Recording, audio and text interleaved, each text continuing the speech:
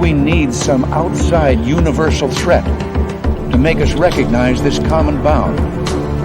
I occasionally think how quickly our differences worldwide would vanish if we were facing an alien threat from outside this world.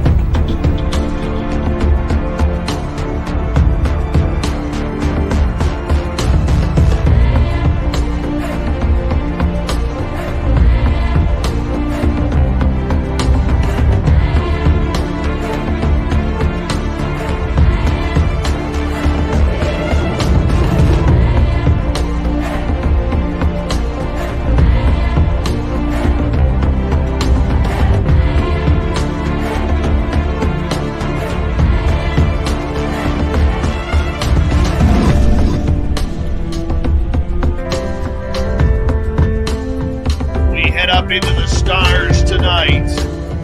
What is flying our friendly skies? The legendary Jim Goodall is here, along with filmmaker Darcy Weir, and we are talking Black Triangle's TR3-B'S all night long. Hi, everybody. My name is Dave Scott. Thank you so much for joining us. I cannot wait to launch this show in just a couple of minutes' time. Let's get right to the roll call. Race fan in the gold medal position. Mike L. takes home the silver. Jeffrey DeRuin with a nice bronze medal for the Americans tonight. Michael Morris, thank you for joining us. Mike Roberts is here, everyone. Michael Gordon. Boy, triple Mike's here. Holy cow. Grand Paul Holland in Australia. Nightmare. How you doing, guys? Thank you for joining us.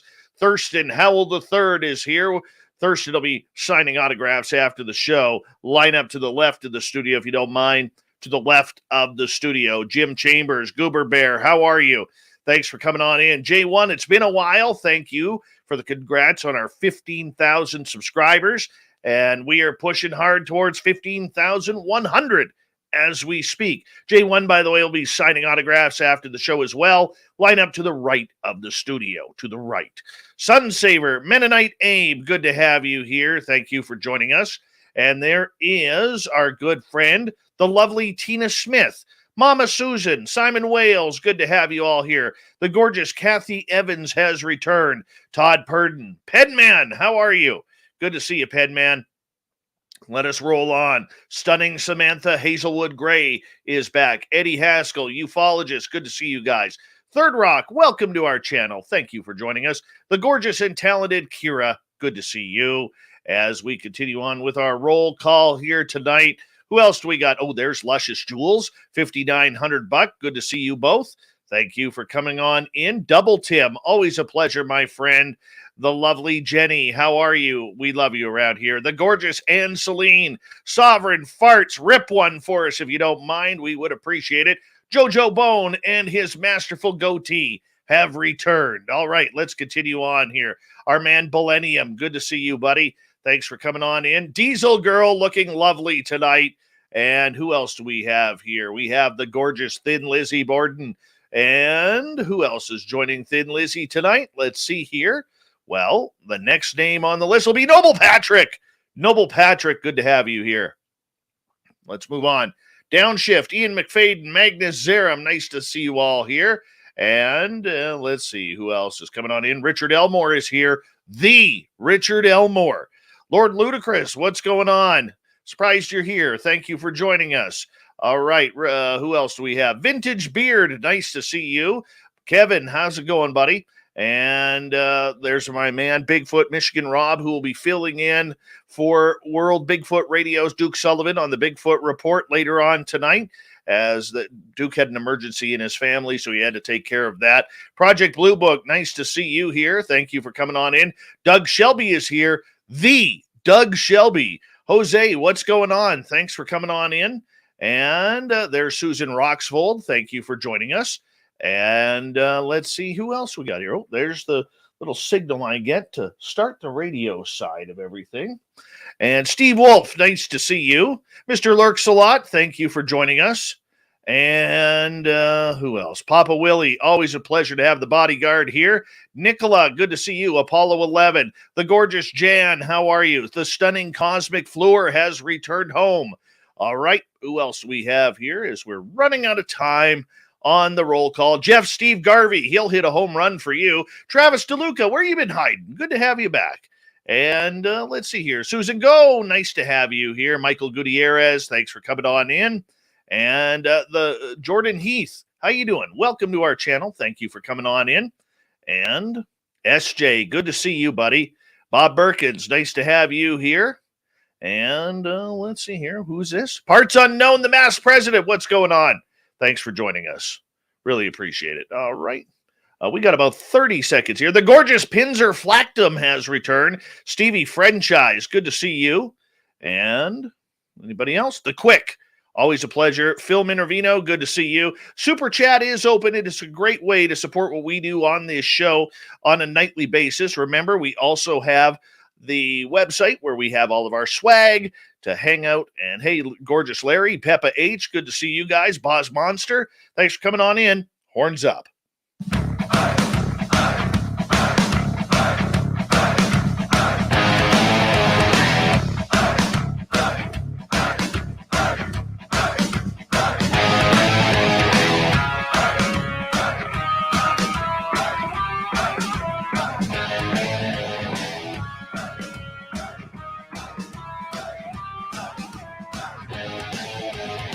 From the mountains of central British Columbia to you listening around the world, this, my friends, is Spaced Out Radio.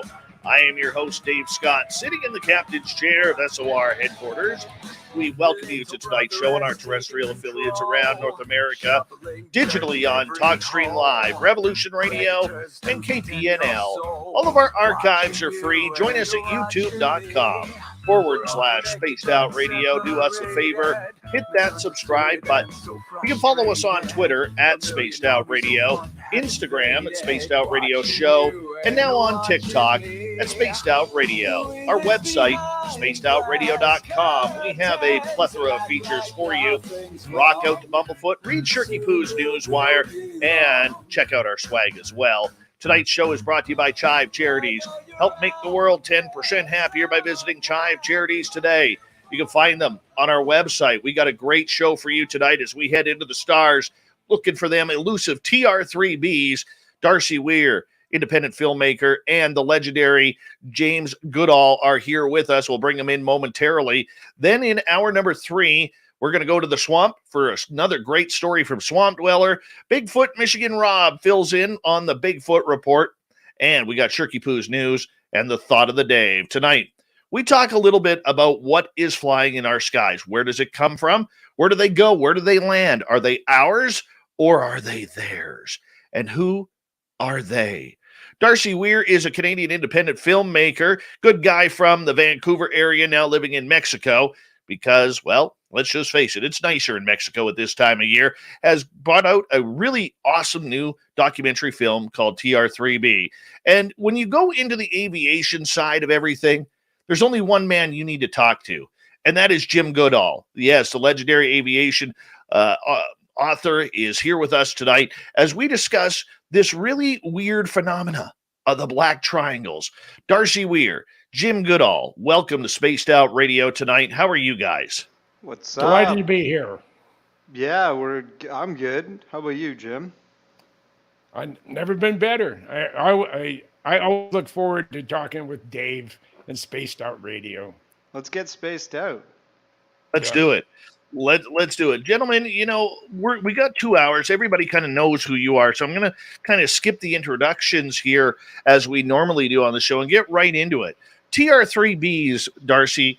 I mean, when you pick a topic, man, you pick good topics to cover in the UFO world because I know I have seen a couple of them. I know friends of mine who have seen them.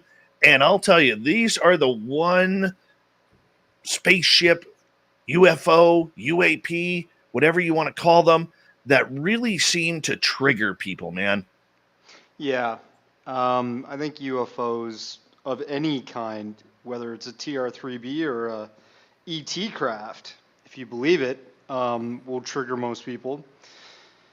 Take you right out of your body. The TR3-B, if people sort of don't know what it is by now, if they haven't listened to another one of my shows I've been on in the past 2 months with good old Jim here, good old Jim Goodall. A TR3-B is supposedly a craft that may have made its maiden flight in 1979, could have been operational during the 1980s and the early 90s. There's no reason that it might not be operational right now. But basically, it was a space platform, a massive black triangular ship. If somebody's seen the film The Eternals, not that it was a great film, but the ship that the Eternals flew in, this massive black triangle, that's kind of like what the TR3-B has been fabled to be like. It was something that massive amounts of personnel could live in, and they could also carry cargo to space, large amounts of it. And it supposedly had an anti-gravitic type engine, which is it was a magnetic field disruptor. So MFD was the center-based engine, and it used a superferrofluid rotating mercury superconductor. And this was a mercury-based solution that was super cooled, I guess, to turn it back into a solid. And it was rotated at an incredible speed. This would create an 80% anti-gravitic effect, so it would reduce the weight of an object up to 80%. And then apparently on each corner of the TR3-B was a more conventional thruster, a thruster that was used that used hydrogen, to hydrogen combustion to find that extra thrust and probably some directional motion.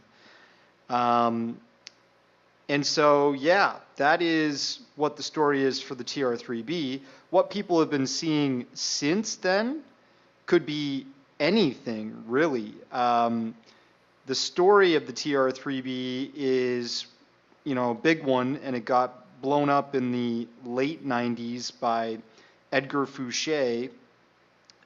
Rothschild Fouché, who was touring, doing lecture tours, and guy said he worked at Area 51, and he was, part of the operation building the TR3-B there, and he just knew some really interesting stuff that is actually out there in the general public now. For example, he knew about metamaterials, which weren't well documented. He knew about quasi-crystals. He lectured on those. And he knew about this MFD, this crazy magnetic field disruptor that was supposedly an anti-gravitic engine to the space plane. And, it was supposed to be in space. The MFD is related to something that's been out in science for a while now, which is called a rotating superconductor, which, Ning Li, a famous Chinese physicist, Eugene Podklanov, Dr. Eugene Podklanov, who's a famous Russian physicist. And actually, if you go to my Facebook page, a month after I published this documentary, the BBC did a free YouTube documentary talking with Eugene Podklanov about this anti-gravity space plane that they were building in secret. So I'm not saying that I, am some kind of like psychic here or something, but I was onto something, and it seems like this type of theory is not too far-fetched. I'm pretty sure we did build something like the TR3-B. It might not actually have been named the TR3-B, but we all know the TR3A was manufactured by Northrop Grumman, and that supposedly did its maiden flight in top secretly in the Gulf War, and it was used as a laser targeting system for smart bombs when they were attacking. That is well documented, and I showed the Popular Mechanics article and stuff in the documentary. But the TR3-B is supposed to be the fabled anti-gravitic craft that we built, and we would have built that based off of reverse engineered alien technology that we were observing and testing and trying to get to work with our own, crude efforts. And I think the TR3-B was that original crude effort. And I'm pretty sure a lot of the videos we see on YouTube channels like Tyler Glockner's Secure Team 10 or on, I won't even name those idiots, but I'm allowed to say idiots, right? That's not a swear word, is it, Dave? No. I mean, okay. How do you really feel? I mean, let's just be honest. Yeah, I'm not going to name the twin idiots.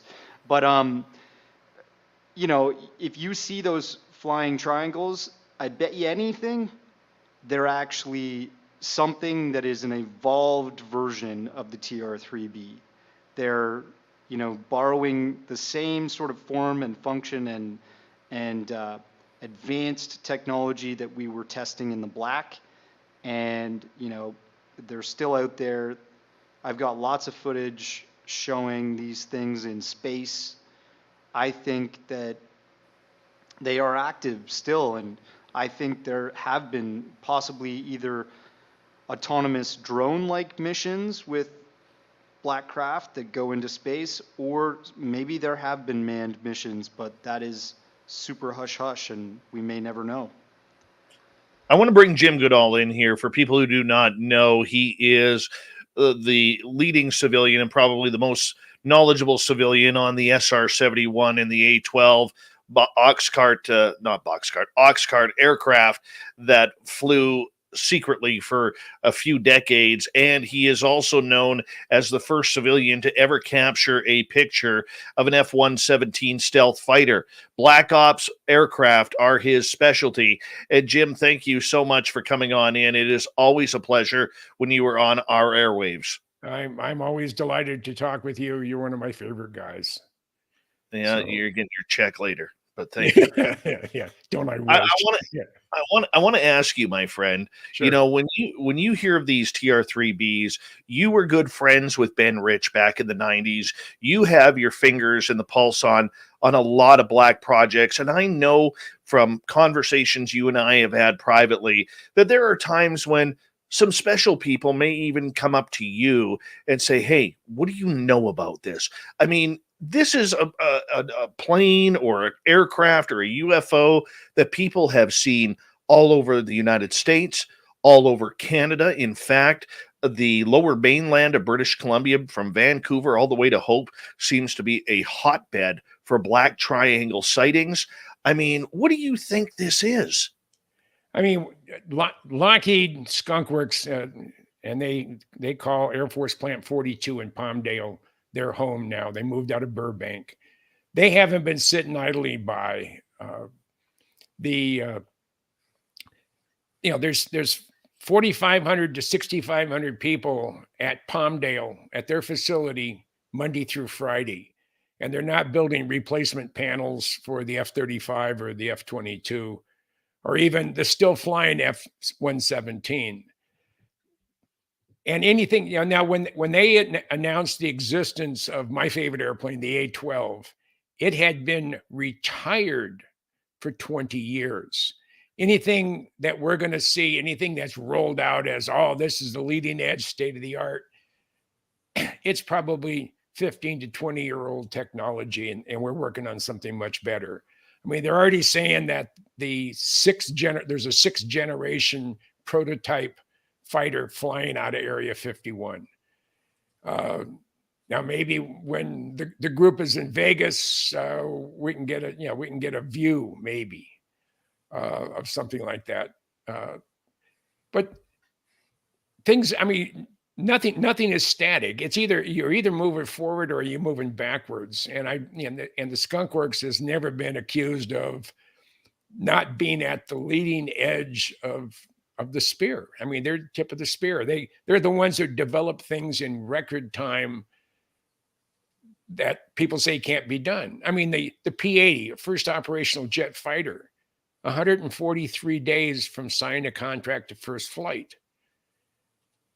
And when they built and designed the SR-71 family, starting with the A-12, YF-12, up to the SR-71, from signing a contract to first flight was 32 months. The Air Force can't change the paint scheme in a C-130 today in 32 months. So anything that they say, hey, we got this, we have that, it's probably very old technology.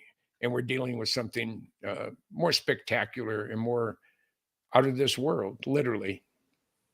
Now, do you believe, Jim, that these are alien type craft? Or do you believe that these TR3-B'S are homemade here on Earth?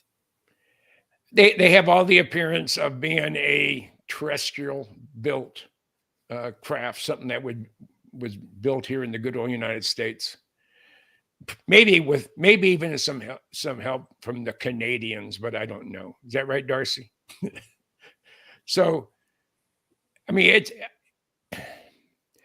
the first time I saw the F-117, I thought it was a flying saucer. I mean, it looked like it was changing shape.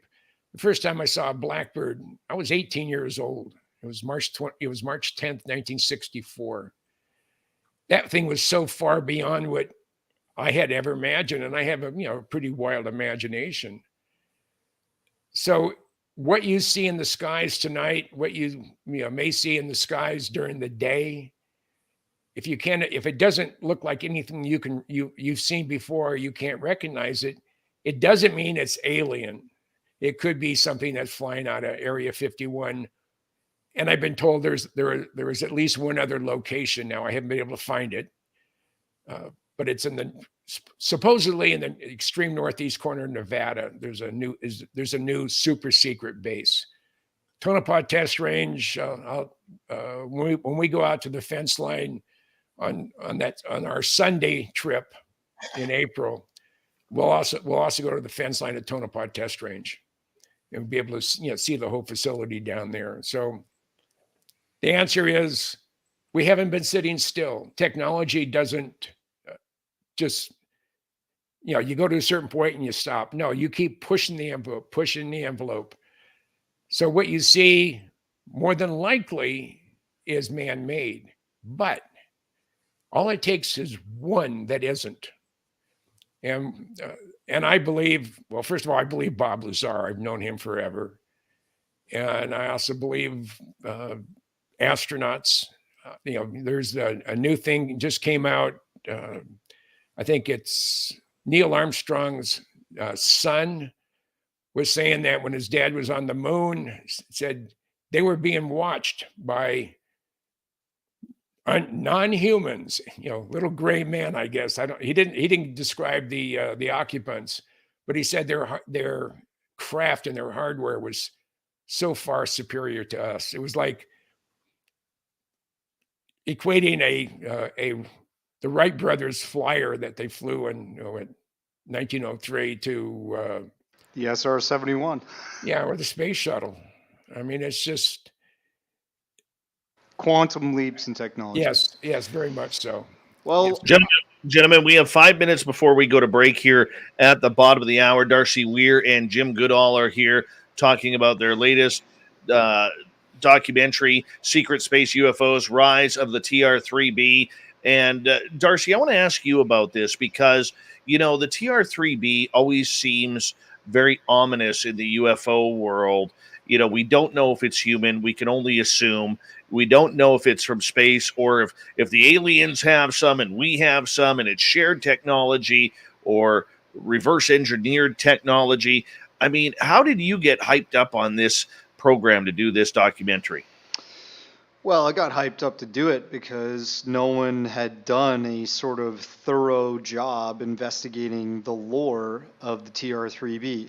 I mean, people have discussed it, but I wanted to bring together a bunch of different minds to talk about this aspect of secret space research and UFO activity. And I pulled in Jeremy Reese, alien scientist, on YouTube. He got really close to Edgar Fouché and was able to really give me a backstory on Edgar Fouché like nobody else could. And I pulled in Jim because Jim has all of that secret Air Force history. You know, he is the brain when it comes to what could be possible in terms of our engineering and ingenuity. And I've got Richard Dolan, who is, you know, the absolute historian in terms of the UFO subject. So I think when you ask the question, is the TR3B ours? Yeah, I think the TR3B is. But are there black triangles that are not ours? Absolutely, positively. They do exist, as Dave Fruhoff would probably say. And Jim will probably tell you about Dave Fruhoff when we get back from the break. But I have, you know, pictures and footage of black triangles that, you know, were present over the Earth during the pre-Apollo years before we even went to the moon. And if you believe the story of our TR3B, our black triangle, that only really got active in late 1970s. So, you know, the Apollo space program was canned in the early 70s. So what are these black triangles that they were seeing in space? I think we emulate what we see. And I think if we were to make a TR3B, it's possible we even had a captured triangle. Although the sports model and the stories that we always hear are the disc. The disc is real alien tech, but there's no reason to believe that aliens don't also have triangles. Very true. Very true. And Jim, with 90 seconds to go on this, I mean, how exciting is it to be involved with a project like this when we get into everything from what Lockheed is hiding to what the secret space program may be hiding, if there is a secret space program? There's always been a secret space program. And I mean, when we first started going into space, we sent up Skylab, but we also sent up, and it was ready to go the MOL, the Manned Orbital Laboratory, and it was basically a manned version of a KH-11 spy satellite with an Apollo capsule or a Gemini capsule attached to it for going to and from space. And as Ann said, yeah, how could there not be a space program? I mean, it's whoever controls space controls the world. And that's why the Chinese are working their damnedest. Of course, they just had a big failure here a couple of weeks ago. And the Russians been trying, but we have the space station up there. It's primarily ours, even though we have a lot of people, a lot of countries supporting it. We pay for the 99% of what's up there. And now they're saying, oh, we're going to deorbit it in 2030. That's an asinine statement. You're going to take $4 billion or $10 billion worth of hardware and drop it off in the middle of the Indian Ocean? I don't think so. Jim, I'm going to get you to hold on right there along with Darcy Weir as we are looking into the TR3B, Secret Space UFOs, Rise of the TR3B. Great title, great documentary from two great guys, Darcy Weir, the filmmaker, Jim Goodall, one of the experts in the documentary. We'll be right back with the second half hour of Spaced Out Radio next.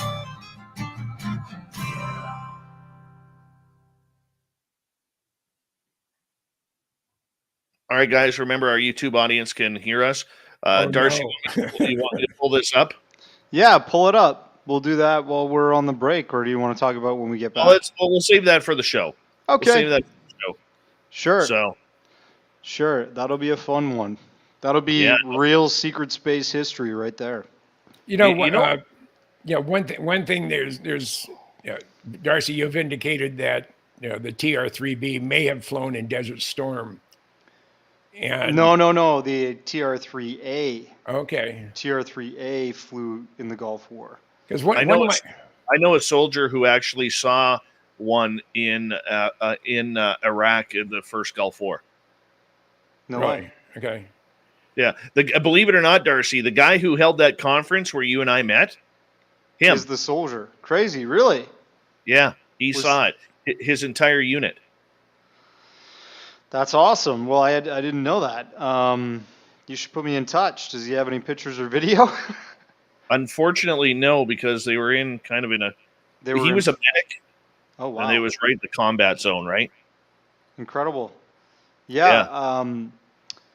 I would love to hear his story, though. Maybe I can talk with him sometime. He can tell that. But Hey, one of my fun jobs that I had I was in the Pentagon for Desert Shield and Desert Storm, and one of the things I enjoyed the most was going through the previous night's mission profiles, and they listed absolutely every aircraft and their call sign, and it was just.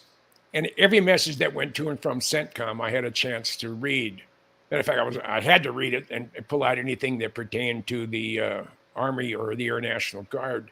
But one of the most incredible things I ever read, it was a message from Margaret Thatcher when she was still Prime Minister, and it was to Saddam Hussein, and it said that President Saddam Hussein, Islamic Republic of Baghdad, #1 Main Street. If for some reason you use chemical or biological agents on the coalition forces or your own population, period, spelled out period, the United Kingdom will launch a full-fledged nuclear strike on Baghdad within 24 hours. And every time I think about that message, I get goosebumps. And that's probably the only reason that he did not, and talking about Saddam, did not use any type of chemical, biological, or nuclear agents on its population. You didn't mess with Marge back in the day. No. Marge, Yeah. She had some real cojones, eh? Yeah.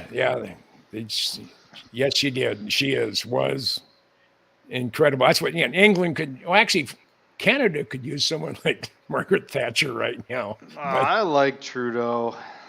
Oh, Hey, you can just cut him off now. We don't want to talk to him anymore. Oh my God! Come on. What the hell is wrong with you? If you would have told me that. Hey, Dave, I like you too. Look at your hair, man. You guys have that in common. You both have this amazing head of hair. I have a better sock collection than that jerk.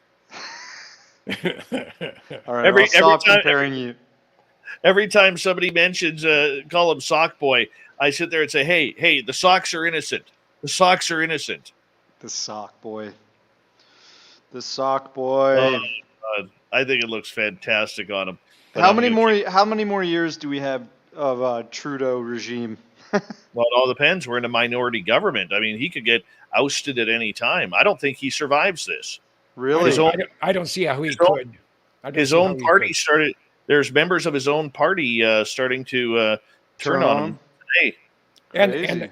And the local police in Ottawa finally came to the conclusion that it was a worthless endeavor to try to take propane tanks and diesel fuel and gasoline from the people participating in the protest.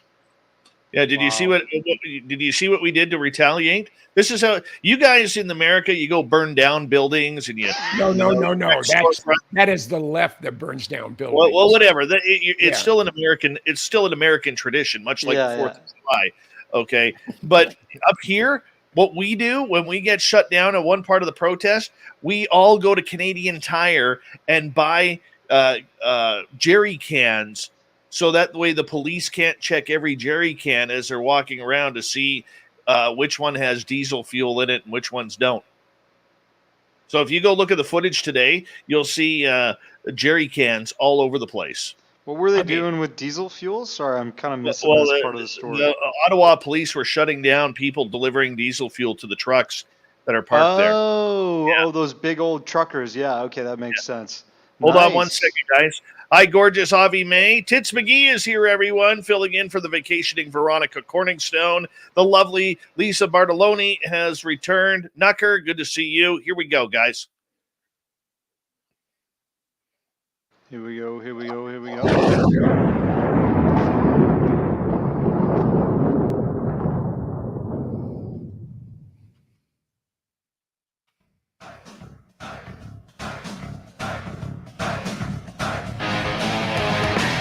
Second half hour of Spaced Out Radio is now underway.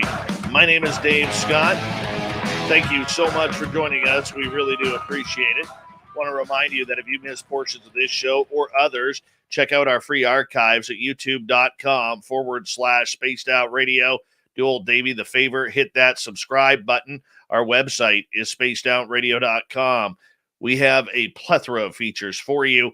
Rock out to Bumblefoot, read Shirky Poo's Newswire, check out our swag as well. Follow us on Twitter at Spaced Out Radio, Instagram at Spaced Out Radio Show, and on TikTok at Spaced Out Radio. We continue on here on Spaced Out Radio with a great documentary that's just come out, Secret Space UFOs, Rise of the TR3-B. The film's creator, Darcy Weir, is here, along with aviation expert, historian, and author James Goodall, a good friend of this show. Gentlemen, welcome back. Really appreciate you coming on in. And you know what, Darcy, let's start with you on this one, because when you start to put something this controversial and conspiratorial together, I mean, how do you go about finding the information outside of anecdotal stories regarding this potential human craft that we know is a black triangle? Well, we just have to look at the data, right? The data does not lie is pretty much the best way to go about making any of these documentaries.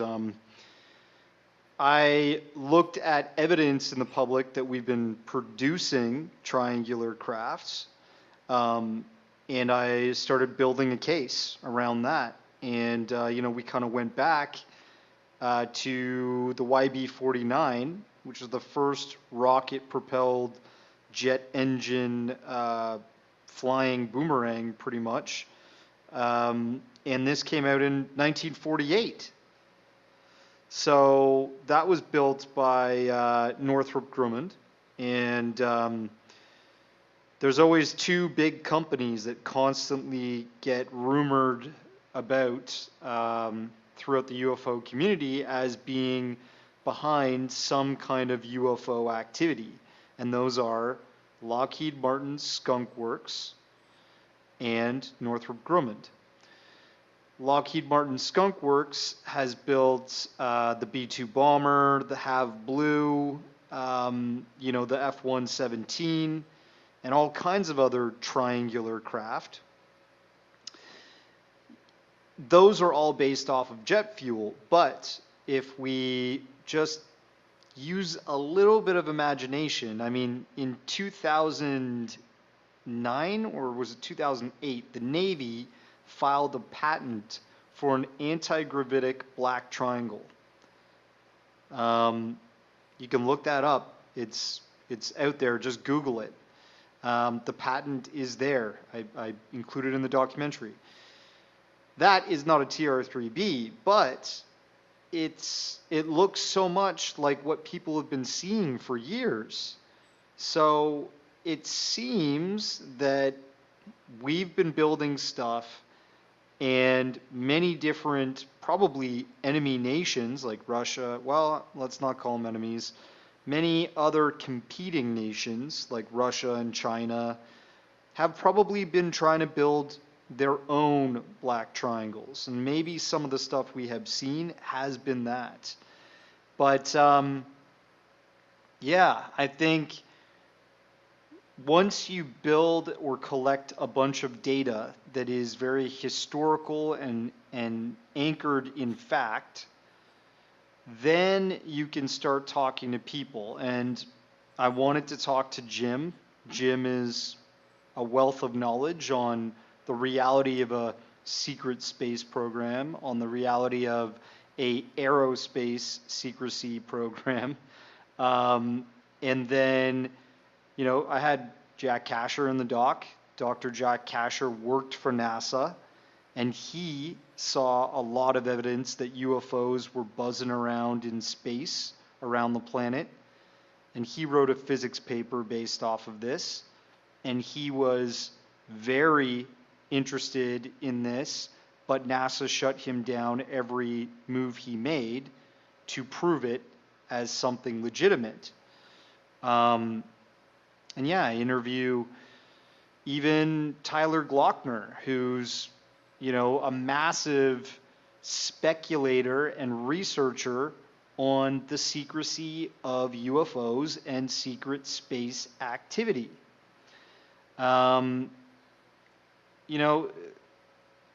He's my friend, I'd say. I'm friends with all kinds of people, and I think he's a good dude. I think a lot of people have given him flack over the years. I think a lot of that is based on jealousy and people forgetting that we all make mistakes and that we're all human and nobody's perfect and everybody deserves to be treated like a normal human being, not like if you have flaws, then you're thrown out, you're burned, you're canceled. I can't stand that behavior. But yeah, I also interviewed Richard Dolan. He is interested in the TR3-B phenomenon. He's interested in the Black Triangle phenomenon. He's interested in history and UFOs, and he's firmly grounded in data and what we can prove. And really, whenever you watch my documentaries, you're watching me, because it's my flow of conscience, my writing, my editing, and I want people to understand this is how I think about this subject. And I think some people are with me, not against me. Well, you know what? Let's continue with the documentary in regards to the filming of this. I mean, Darcy, were you able to accumulate any potential real footage of TR3-B's in the documentary? Yeah. I'll tell you one real big footage that came my way, one big video clip that exhibits all of the supposed characteristics of what a TR3-B is. Alara, I always mess up her name. She's got her own YouTube channel. You guys should check it out. Alara Foot N5D. Alara, let me just look this up real quick because I'm a dumbass. 1 foot. Alara 1 foot N5D. She is amazing. She is totally dedicated to researching UFOs and has had her own experience with a UFO up close and personal. And when she went to Contact in the Desert in 2019, she went to a CE5 event that was happening out one night after the conference. What's this guy breaking bagels? Does Darcy like breakfast for dinner?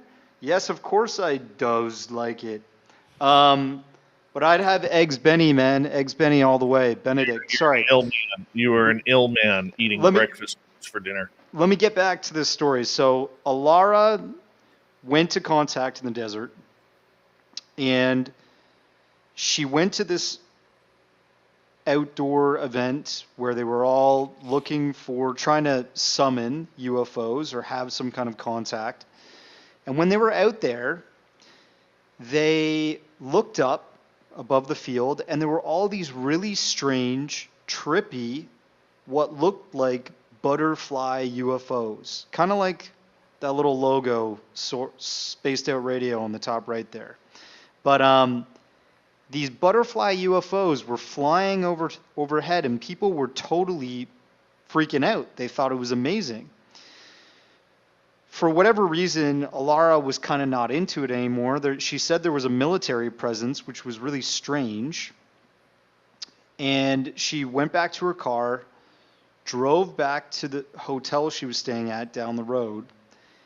And she wasn't staying that far away. When she got back to her hotel, she could still see where that field was down the road. And she could not see with her own naked eye what was over top of that field, but she took out her camera, which is on her phone, and she recorded a video of that exact place. And right above the field was a massive triangle, possibly two, strangely enough, if you look at the footage. All of the same sort of characteristics you see in the triangle. You have one sort of light in the middle, and then you have a light on each corner. And people always say, hey, if this is a stealth craft, why would they put lights on the bottom? Well, keep this in mind. She could not see it, and all those people were tripping out seeing these butterfly UFOs. And meanwhile, this massive black triangle was there in reality. So that's stealth. But the camera could pick up the image of this. And this is what we hear about the TR3-B. You know, we hear that it had stealth, it had cloaking technology, and we are always seeing online these days these black triangles that people are recording on their phones or on their regular cameras that many people, many experiencers have said they couldn't see with their naked eye, but the camera could pick it up. Or they could barely see it, or they could sense it, and they decided to record in that direction. And I think another thing that's really cool with Lara is that she has a sense for these things. And that's why she intuitively thought, okay, I'm going to record this video because I feel like something's over there. So yeah, I think, you know, if you look into the story of the TR3-B, if you look into the story of what's possible with, you know, even Jim, talk to him about active camouflage, and has the military been using that sort of stuff for many years? It's very possible that what she recorded was a TR3-B. I don't know if it was alien craft, but something tells me if it was an alien craft, you know, there would be military buzzing around it trying to shoot it down. And I think we have really sophisticated radar tracking and you know, defense systems now that keep the ETs away. That's my opinion, but I think we're at a point in time in history where we've really locked down this planet. There's no reason that they're not out there in space. That might be more their domain. Maybe we secretly have more domain in space, but yeah, I think that was a really authentic video of a TR3-B. Jim, I want to bring you in here for a moment, and Sure. Thank you, Darcy, for that great answer. But the secret space program ties into this. And there are many different facets of the secret space program, from specialized aircraft to even going as far as people like Randy Kramer claiming that they're 20 backs, where they took TR3-B's from the moon over to Mars, spent 20 years on Mars, and then came back. I mean, where do we draw the line on what is real and what isn't regarding the secret space program? Well, I mean, I will quote my dear friend who's since passed away, Ben R. Rich. At the time, he was Kelly Johnson's right-hand man, and when Kelly retired, Ben took over heading up the Skunk Works. He was president and general manager of the Lockheed Advanced Development Programs, which is the Skunk Works. And Ben told on several occasions, you know, Ben mentioned in I think it was 1993, shortly after he retired. He was at UCLA, and it was a graduate aeronautical engineers were having a get together in a conference, and Ben was their keynote speaker. And one of the things he said near the end of his talk, and it was part of his prepared speech, he said, "We have the ability to take ET home." Now think about that for a second. This happened almost 30 years ago. A lot can happen in 30 years. And he said that we have the ability to take ET home, but our government will not allow that information to be made public. I mean, you really, when you think about it, that means he's admitting that we have the ability to go across the universe in a blink of an eye. That's also how Bob Lazar described going from one point in the universe to the other. It was instant. There was no time interval. I don't know if there was a time interval when you came back. Did you age 15 years, or did your neighbors and friends and family age 15 years? I don't know. But he also said, just before, I talked to Ben Rich once a quarter for 25 years, and if I didn't call him, he called me. And just before he passed away, I think it was 96 or 97, I called him up. He was at USC Medical Center there in LA. And he was there for surgery. He had stage 4 esophageal cancer, probably from breathing in all of the extremely toxic chemicals used on the solvents for stealth aircraft. But we were talking about our friend, our mutual friend, John Andrews, and whatever. And it finally got to the point where he said, "Jim, we have things out in the desert." And he wasn't referring to Area 51, maybe S4, but he didn't say. But he said, "We have things out in the desert that's 50 years beyond what you can comprehend." Now, I can comprehend a hell of a lot. And he knows I can comprehend a heck of a lot. So he said, "If you've seen movies like Star Trek or Star Wars, we've been there, done that, or decided it wasn't worth the effort." I said, "Ben, you want to expand upon that comment?" And he said, "No." And he had the nerve to die on me 10 days later. So it was really, but he was quite a guy. He's the reason we got an A-12 Blackbird in Minnesota. I remember you telling us that the last time you were on. But I mean, Yeah. with that relationship you had with Ben Rich and him telling you that, how many people, Jim, pardon me, have passed away holding on to these amazing, incredible secrets that the everyday public, like us hosting this show and our great listeners listening to this show, will never, ever know about? Way too many. I mean, there's Michael Schratt was instrumental in interviewing a number of Lockheed people. Right now, he's in a position where he can't. I've been interviewing people for going on 50 years about spooky airplanes, things that go bump in the night. And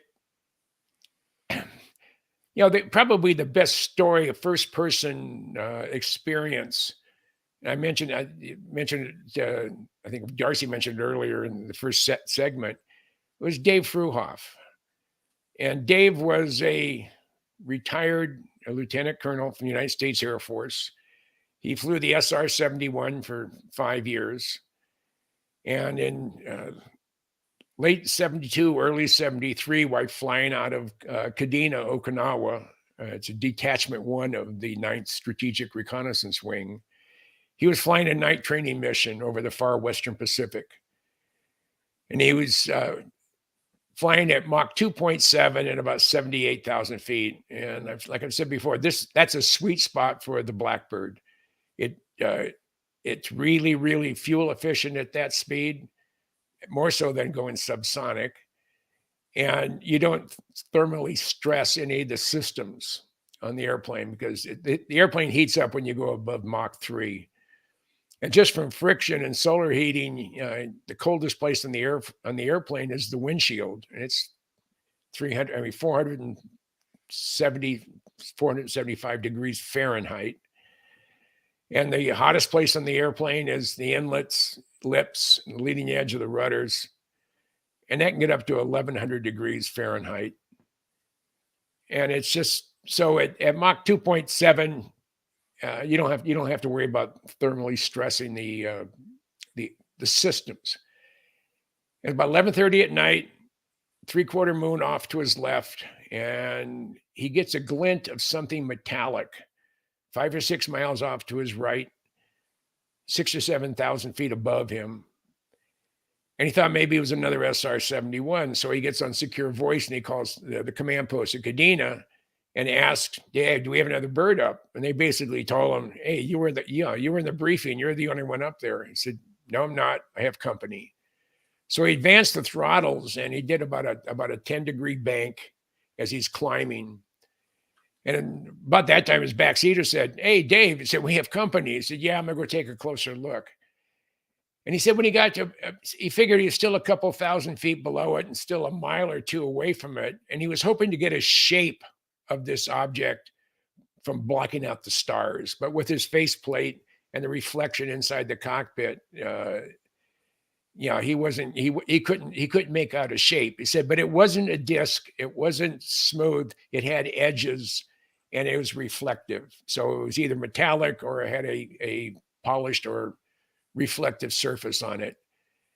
And he said this thing took off at about a 30-degree angle of attack and left him in the dust like he was heading the other direction. And he estimates that he lost track of it between 180 and 200,000 feet. And that it left him going between 10 and 12,000 miles an hour is what he figured. So this 1972, 73. So, hey, let's fast forward to 1980. I think it's 79 or 80. And he gets out, he retires from the Air Force. He has a real high security clearance, the highest. And he applies for a job and gets a job as facility manager at Area 51. I mean, what a terrible job to have. And he had that job for almost 6 years. So he was going to find it. He was hoping to get to the bottom of this object that he chased in the early 70s.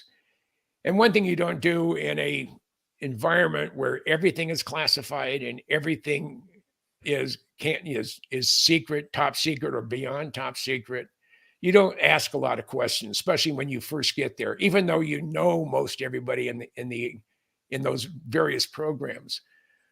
But you go to the club after a hard day or a hard night's work and have a drink or two and you start talking.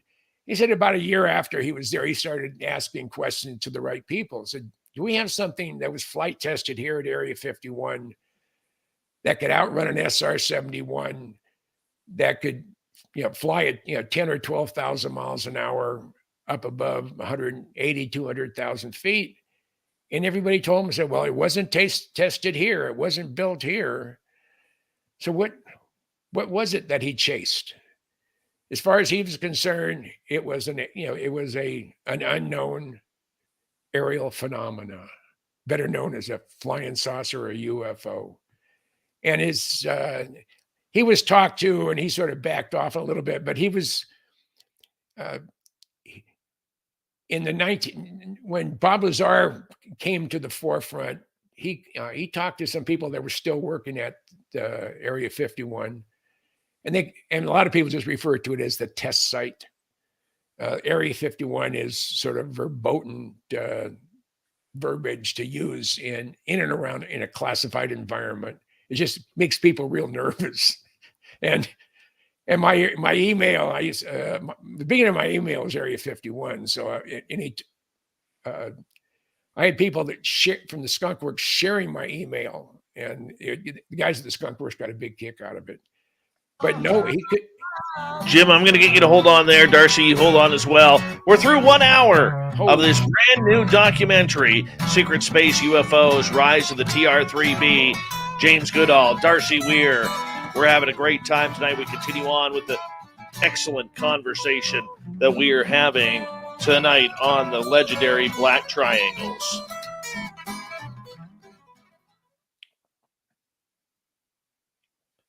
Thank you, Fapster, for that awesome super chat. Really appreciate you, buddy. Thank you so much. Rafaela looking gorgeous over in the Czech Republic tonight. And who else has joined us late here? Eva. Zach. Oh, I should be able to pronounce this. That's almost Ukrainian. Zach Zakruski. Zakruski, yeah. There we go. And welcome to our channel. And who else is here? Slackmate, welcome to our channel. And I just want to give a quick shout out here, okay? Look, we have listeners who listen to our show and they listen to another show simultaneously. Okay, that show has one way that they do things in their chat room. We have another thing that happens in our chat room, which is a lot more free and a lot more, how can we put it? A lot less critical. So if you're one who jumps between the chat rooms, come here, sit back, relax, enjoy the woo, enjoy the fun. Okay. The other one, you can do what you want. Not here, though. We don't do that kind of stuff here. Is that Discord or something? Where's the other? No, it's a different show that we have mutual listeners. And a lot of times what happens is my listeners start here, they go over to the other place, they get tainted, and then they come back and use that same attitude here. Oh, what's the other show? Yeah, thank you, Darcy. Appreciate that. Tell me what the other show is, mate. They know what it is. Message me. Goof on? I'm not saying anything. I don't talk about that show on this show. Okay. That's a dead topic here. It's a dirty, grimy show. All right. Hey, Wizard friend, how you doing? Yeah, I did get it right. Zach Zakruski. Perfect. Nice.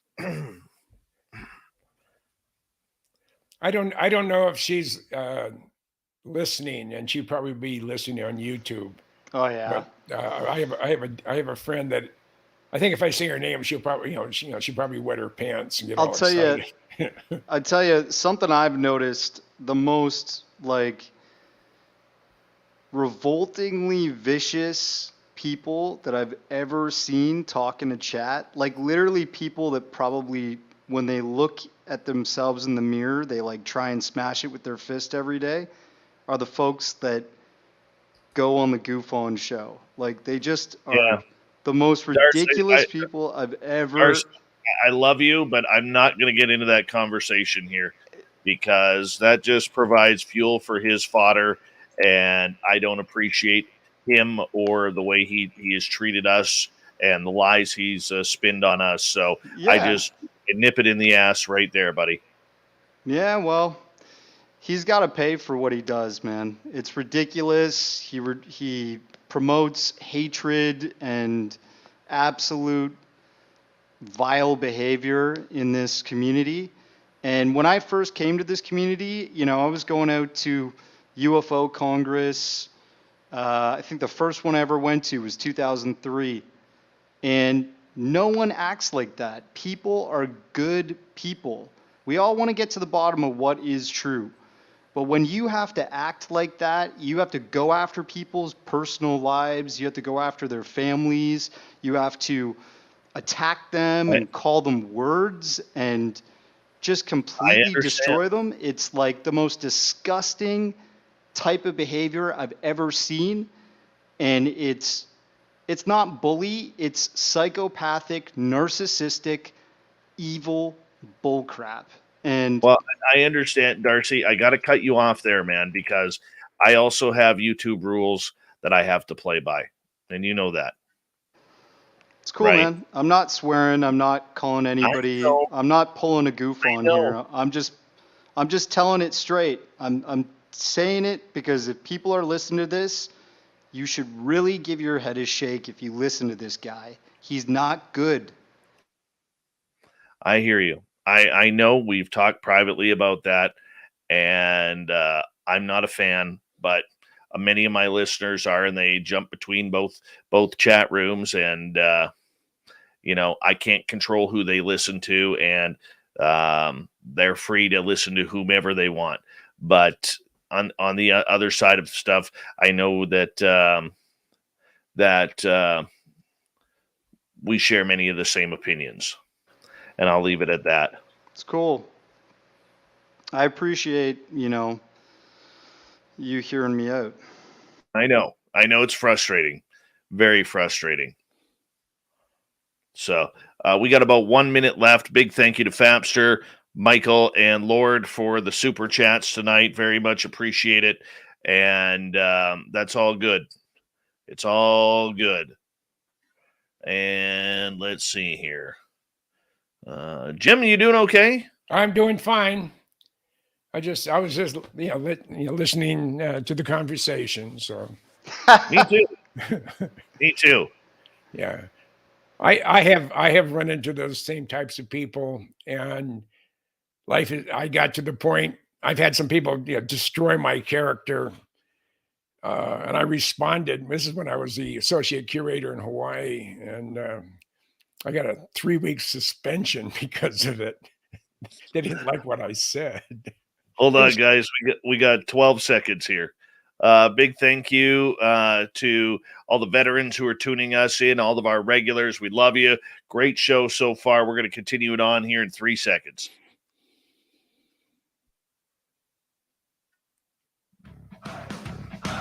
You're listening to Spaced Out Radio with Dave Scott.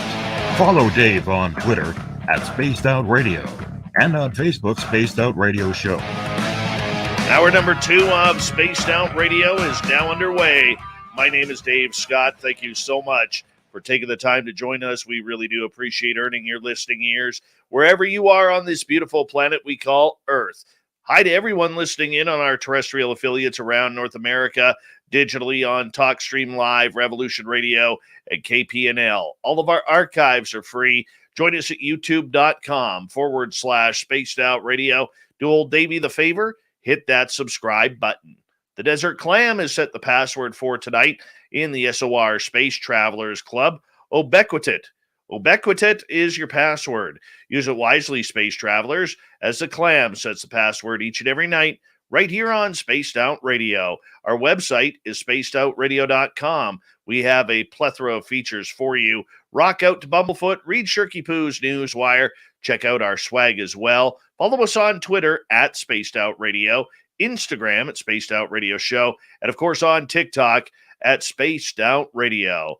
We are talking secret space UFOs, rise of the TR3-B, a great new documentary on those black triangles that people are saying and doing and filming on daily basis here is very, very weird. If you've seen one, you know what? You know exactly what I'm talking about. Darcy Weir is here, the film's director and creator. Jim Goodall, aviation expert, historian, author, damn good-looking guy. We welcome you guys back here. And Darcy, we're going to start with you here because you've got a little piece of information that you want to go over here as we bring it on up. Our YouTube side will see it, so we really got to go into description for our audience who is listening in on the radio here. What do you got for us here? Yeah, sure. So this is the Manned Orbiting Laboratory. And Jim mentioned it at the top of the first hour. He was saying that this was a legitimate secret space program. Back in 1965, it was announced to the public, but I'm sure it was starting to become operational even before that. It was terminated in 1969, and this was a Air Force run space program. Am I right, Jim? Yes. Yeah, it was what eventually became Space Command. So yeah, but it was an Air Force program from its start all the way through inception. Now they said that it was canceled. But there's been a lot of things that have been canceled and still flying, still operational. So it is. But I wanted you to know about it, because it started way back when. I mean, before it was post post Sputnik, but it was really earlier than it was before we ever went to the moon. So, Well, I think what's important to illustrate about this craft, this spacecraft, is that it was an Air Force endeavor, meaning the people that were flying it and operating it were Air Force pilots. They weren't astronauts. And what people always forget is that it's not just NASA that's been going up into space. It's not just competing countries that have been going to space all these years. It's the Air Forces. It's the military industrial complex that has had an interest in having a presence there too. So this is a very important part of secret space. And if you believe a story about a supposed, TR3-B, a space shuttle, so to speak, or a space platform that was doing things, probably even maybe looking around the solar system secretly, then this would have been run by sort of Air Force or private personnel, not NASA. Yeah, NASA's charter is they're by their charter, they're not allowed to engage in classified programs. It's a public, open agency. So there's been a number of launches on the space shuttle, which were classified. That by itself, because it was a NASA mission on a NASA space shuttle, really did go against their charter. Yep. So, And I think you could even mention the X-37B. That is a autonomous version of, the space shuttle, something like Columbia or Atlantis, but no human personnel on board. And we know that it's operational. We know that it's run by the Air Force, but we don't know where it's been. We don't know what it's done. That's all completely classified. and So and it always lands at Vandenberg, which is Vandenberg Air Force Base. Yeah. Yep. So then this is also, Vandenberg is another place where people talk about UFO or anomalous activity all the time in history. And it makes you wonder, if we're just scratching the surface on things that are in the public, as long as you say that it's classified, we really don't know what's being done, what's being conducted beyond the public eye.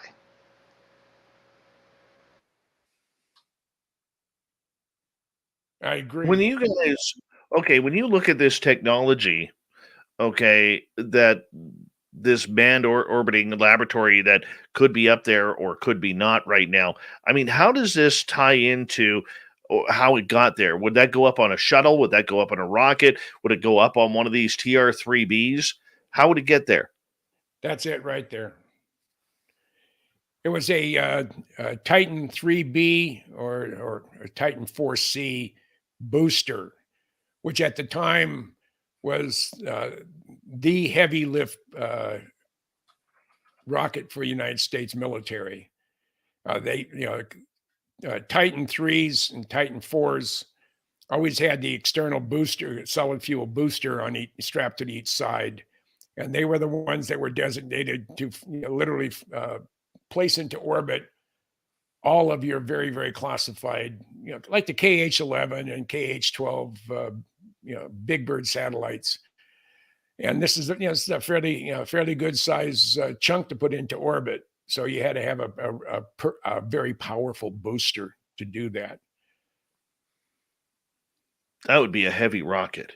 Yeah, it is. It is. And to see one launch, because it would be like the shuttle. Because you have the two solid rocket boosters on each side, you get an awful lot of smoke coming out. I mean, it's really quite spectacular. And one of the, I think it was a Titan 4B, it blew up after about 15 or 20 seconds off the launch pad. This is out of Vandenberg, blew up a number of years ago. And that is the most spectacular thing you've ever seen. I mean, it's a shame whatever they were carrying ended up in the Pacific, what was left of it. But It's fun to see some of SpaceX's rockets explode too. oh yeah, I mean, I can remember as a kid watching the Vanguards go up and then come crashing down. The Juno rockets going up, and some of them not even getting off the launch pad. The Thor's getting up about 5 feet, sort of wobbling and then crashing back down. We've come a long way. I mean, Elon Musk has one of the Falcon 9 boosters, heavy lift boosters. It's on its 12th flight. Think about that. Very reusable, yeah. We take a Saturn V, dump it into the ocean, and each one of those engines, if you had one, if you had to pay for one, or someone gave you one and you sold it, you could live anywhere you wanted. I mean, they were really expensive, and to only use them once. Of course, back then they didn't realize that with new technology that we'd see in the 21st century, we'd have some guy who doesn't know the answer, doesn't know the definition of you can't do that, went and did it. And I admire Elon Musk for what he's done with space, what he's done with his electric cars. I'll never have an electric car because I go places where there's not a lot of charging stations. So somewhere in the desert, eh? Right. Mm-hmm. Gentlemen, I want to get back to the TR3-B here for a second because, sure. I mean, there is talk that this aircraft, there's many different sizes of them. Is there any tips or any numbers that we think on how many of these aircraft may be in the hands of the United States military or alphabet agencies, Jim? Well, and when you have a silver bullet, as they call it, and maybe the TR3-B is that silver bullet, when you have some incredible capabilities, and they're very expensive, they're not cheap to build. I mean, they're probably in the billions, much like a B-2 or even a aircraft carrier type of window sticker on it.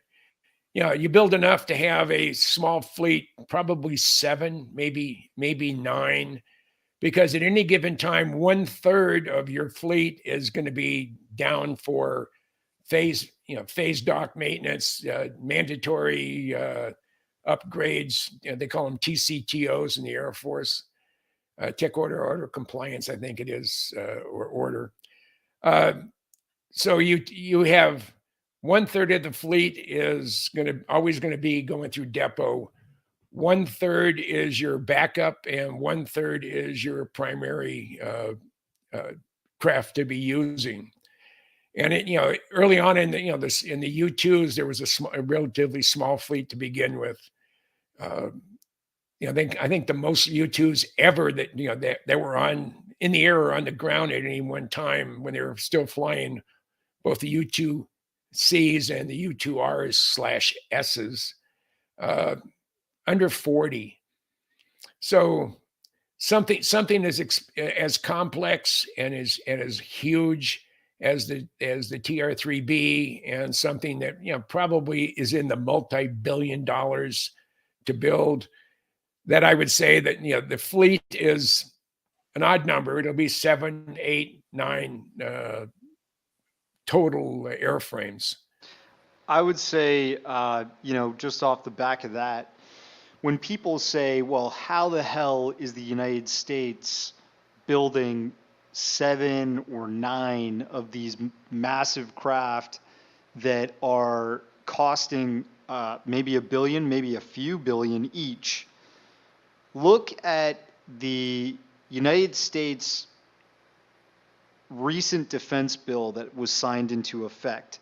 Biden approved $777.7 billion for the military budget. So, and I mean, we covered in The Underground, the very first documentary that I ever made, that has, Phil Schneider and all that stuff. We cover the military's accounting practices at the very starting.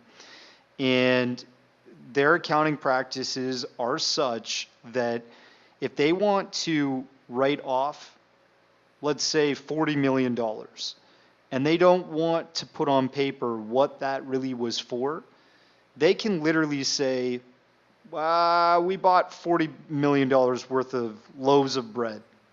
Okay, good. All right, submit that. That's final.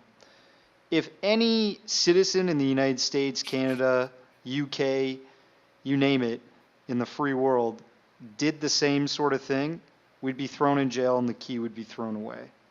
So that's how these types of black projects could be absorbing money out of the standard military budget. And other people say, maybe even programs like the CIA's, supporting of the narcos and trading weapons and helping get drugs into the United States, that type of funding can also go towards black programs. Gentlemen, I got some questions coming from our audience here, and I want to start off with Ann here from KPNL. She is asking, Darcy, if you were granted permission to speak to an extraterrestrial, but you had to cut off making any more films, but you would get all your questions answered, would you do it? Hell yeah. I mean, I'm basically in the pursuit of the most, groundbreaking information in terms of the UFO subject. And if I found that truth, but I was given an ultimatum, don't do this anymore, hell yeah, I wouldn't do it anymore. For some folks out there, this subject is purely entertainment. It's like extraterrestrial entertainment. And that's kind of how the Cousins brothers and Goof On work. They're sorry. No more shots. I won't say any more, but I'll just say, I'm not here to purely entertain. I'm interested in this subject because I feel as if it's a form of activism. I'm passionate that we're not alone in the universe and that this is being covered up and there's an active suppression of the truth. That's what I'm interested in. That's, I'll say it to anybody's face, and I've said it to those guys too. They believe it's a hoax. All right, let's get to Sunsaver's question for you, Jim. How Sure. do you feel about the work being done by SpaceX? I applaud everything. Every time they launch something, I'm going to take a pilgrimage to Boca Chica, Texas. I want to see Elon's facility with my own eyes. I would love to be there for a launch. And I think once his first Pathfinder, was it serial number 20 is going to be the one going into space, going into suborbital. Then he's talking about 1,000 launches a year. And of course, and he's also taken over, I think, the old launch pad area. I think call it Area 46 or 42 at Cape Canaveral, where he's going to build probably a duplicate of his Texas facility. We were talking about budgets and monies and whatever a number of years ago, and I think it was the late 70s or early 80s, so it's quite a long time ago. The National Reconnaissance Office was cleaning out some, paperwork and whatever, and realized that they had misplaced or they had forgotten about a slush fund that they had for minor things, paper clips and cups of coffee. It was $6 billion that they had in their slush fund that they had forgotten about because it was too insignificant. So it costs money, but that money is there, and it can come from various different sources. I like Ian's question here. What's the TR3-B's role apart from playing the biggest game of hide and seek? Great question, Ian. You want me to answer it? Sure.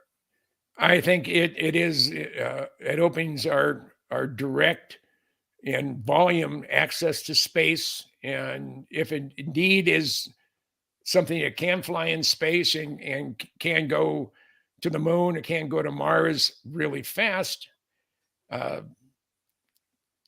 and just because it's hiding, there's a lot of things that our government here in the United States, they're not a very good steward of our money. They spend a lot of it and they don't account for a lot of it, just like what Darcy said. And if it's that technically advanced over our competition, be the Chinese or the Russians, maybe that's why they're playing hide and seek. And if it's the aliens, the word is sort of filtered down from multiple sources. They keep saying that we're not ready for disclosure. Yeah, you think the three of us here on this program tonight are ready for it, but a bulk of the population, and there's a lot of people out here in rural America that when you talk about UFOs or the TR3-B'S or things that go bump in the night, they get very, very frightened. And if in fact there's a landing anytime soon, and I think in my intuition or into my feelings, if you want to call it that, I have a feeling that time is relatively short between now and disclosure. Right. And hopefully it's while I'm still on this planet.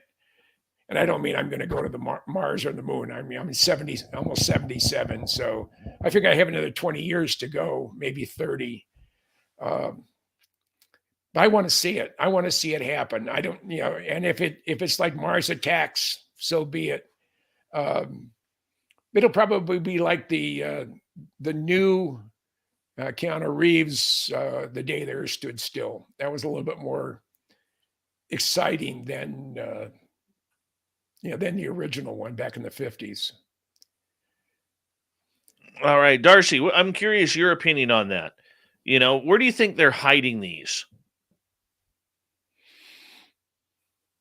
I think the answer is they're going to be anywhere that we can keep them underground or out of sight, and sometimes maybe even in space. I mean, if you look at a aircraft carrier that's run by a nuclear-powered engine, these things can run on the ocean for 70 years. If you can build a TR3-B that uses an energy source that's exotic like that and is able to get into space, there's no reason that once it gets into space, it kind of stays there and operates for years. Unless you really have to go back to Earth and do something. Maybe even there's smaller ships that it can carry and dispatch, and those carry personnel sometimes. That's a possibility. So, well, Darcy, you bring up a good point here, because I know I've seen two of them. Okay, and my sightings of these happen in 2013, 2014. And the one thing that I was very, very interested in regarding these was, as we got about a minute to go, we can carry it over to the next half hour, was, Darcy, they were two different sizes. The second one that I saw with some friends was way larger. Like, it looked like it was the size of a city. And the first one we saw didn't have just the three lights. It had these silver orbs connected by these orange rods all underneath the undercarriage of it. Two completely different. So are there different models of this? Are there different sizes of this that they're hiding? Maybe ones that can carry astronauts or military into space? Yeah, I mean, you just have to look at what we have in the public and think to yourself, do we have something else that's in the black, And if you look at the X-47B, which is an autonomous flying triangle, that would operate on jet fuel, not anti-gravity. That's something that's out there. We have all kinds of drones that are flying triangles now. Darcy, carry this answer over, because I want to get your answer to this. Yeah. We have Darcy Weir, Jim Goodall, Rise of the TR3-B'S. Brand new documentary out. I love this stuff. This is what really scratches my back. Love it. Spaced Out Radio continues after this. All right, gents, we're clear. Ta-da! Mm-hmm. You know, and we'll get to it in the next segment, but maybe the TR3-B'S aren't based on this planet, even if they're man-made. What's your thought? You mean like based on the moon? Yeah. I think the space program that was public was shrouded in tons of secrecy, and I think there's been a space program behind the scene that didn't require astronauts like we traditionally were using in the Apollo space program. So anything's possible. I mean, do we have a space platform? Do we have bases out there in space? Possibly. I don't know, but I think it's possible. I mean, I go back to what Ben told me, that we have things that are 50 years beyond what you and I can comprehend. And he didn't. I don't think he said that to me to lead me astray or make me go down a blind alley or a dead end road. I think he was trying to tell me something, and he wouldn't expand upon it.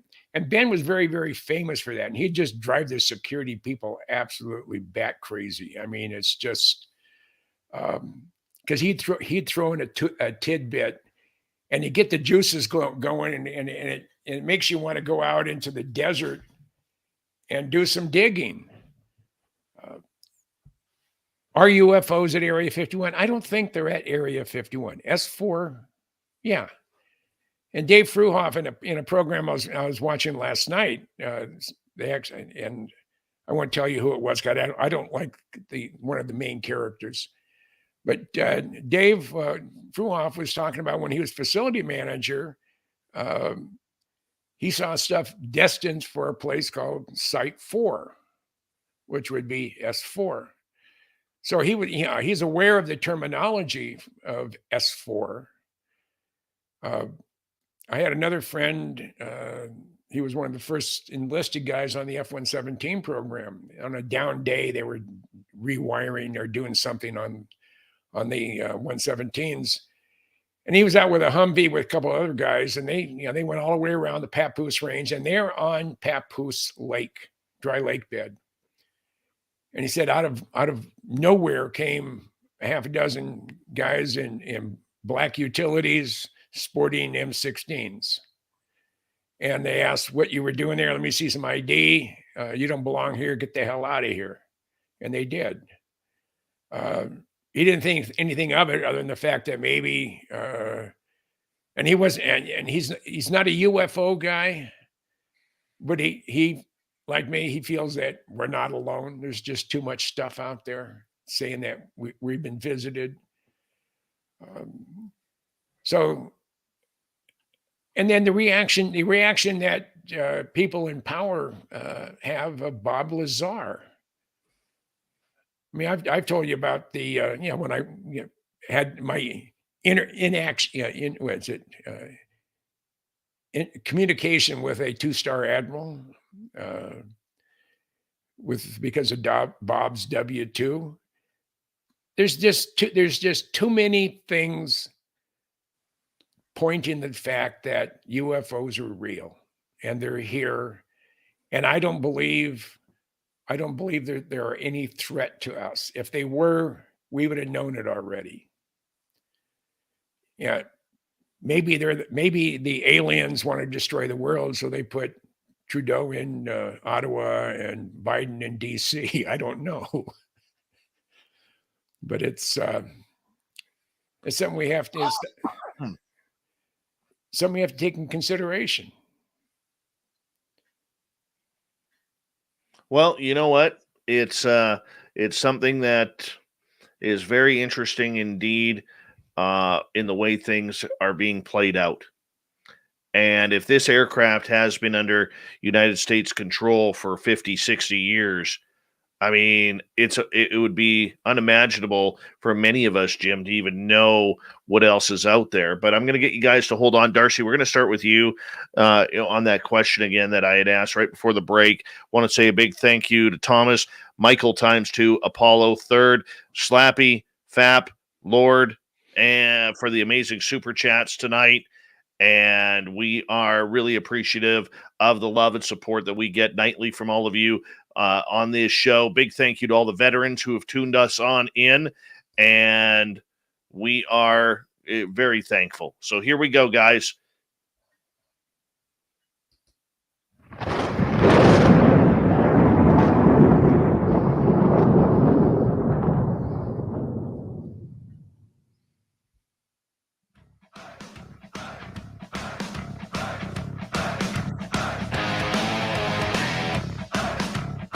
We passed the halfway point of Spaced Out Radio tonight. My name is Dave Scott. Appreciate each and every one of you tuning us on in. Thank you so much for joining us. Want to remind you that if you've missed portions of this show or others, check out our free archives at youtube.com/Spaced Out Radio. Do me the favor, hit that subscribe button. Our website is spacedoutradio.com. We have a plethora of features for you, including rocking out to Bumblefoot, reading Shirky Poo's Newswire, checking out our swag as well. Follow us on Twitter at Spaced Out Radio, Instagram at Spaced Out Radio Show, and now on TikTok at Spaced Out Radio. We continue on tonight with Darcy Weir and James Goodall. They have a new documentary out, and this is a beauty. This is one, if you got interest in a lot of the secret space program or secret flying technology, secret space UFOs, rise of the TR3-B. And Darcy, right before the break, we were talking about the size of these, and a lot of people are seeing different types of these craft. You know, if we look at the make of the undercarriage, because that's mostly what we see, Darcy, is the undercarriage. We're used to the three lights, one on each corner. Oh. Some of them seem to have a large orb in the middle. Many others have other sets of lights. One of the ones I've seen had these really strange orange silver orbs that were connected by orange rods. And it was very, very interesting. So with all of these different types of black triangles out there, how do we know which ones are ours, allegedly, and which ones are maybe extraterrestrial? Well, that's a good question. If you talk to Michael Schratt, he'll explain to you that many of the flying boomerang or triangular sightings, like the Hudson Valley incident in, I think that was 1989, you even have the Belgian UFO wave. They all looked a little bit different, but what he said on the bottom of what looks like something we've made, something, I guess, similar to the TR3-B, in it being a flying triangle, a floating, hovering triangle. It had what looked like radiator pipes all along the bottom. And you were just talking about orange pipes, right, Dave?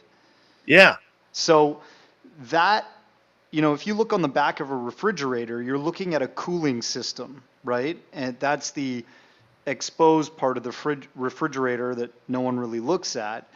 But that's actively keeping everything cool inside your fridge. Same idea. If you're looking at all these pipes on the bottom of this triangle, you're essentially looking at a massive cooling system for this ship to run its anti-gravitic propulsion. And if you listen to the story of the TR3-B from Edgar Fouché, it used a super cooled rotating superconductor at the center of its craft to create this magnetic field disruptor effect and make 80% of the craft's weight disappear so it could be propelled, right? These are all the same sort of stories we're hearing about. So some of these craft that we're seeing are definitely ours. And when you see things like that, like screws and surfaces that look like they've been fastened down, and pipes and, archaic looking machinery getting it to run. When you see something super sophisticated, I'll quote Bob Lazar here, he looks at something that has no exposed circuitry, has no exposed, function that you can tell, okay, that might be what it's doing, right? Everything about that craft was so alien because it was so futuristic. It was built down to the atomic level, meaning it probably had nano circuitry. It had nano sort of particle field disruptors to create this anti-gravitic effect. Whereas you look at the macro scale with the TR3-B, the magnetic field disruptor in the middle, that massive rotating superconductor engine, would have been huge. It wouldn't have been small. And Bob Lazar said they would take this thing the size of a thimble and drop it into this chamber, and that was the element 115 that would start the engines, start the electrical systems for the sports model, right? Right. Everything about this technology is so advanced, it's like looking at magic, because we are just not there in terms of fabrication yet. But along those same lines, in 1962, if you happened to stumble onto Area 51 and you saw a blackbird take off for the first time, you would not believe your eyes. I mean, it was so futuristic and so far out of this world as far as what everything else around it's flying. So, advanced technology doesn't necessarily mean it's alien technology. It's just that it's something that we have no reference point. So it just seems like they can't do that. That's just too outrageous.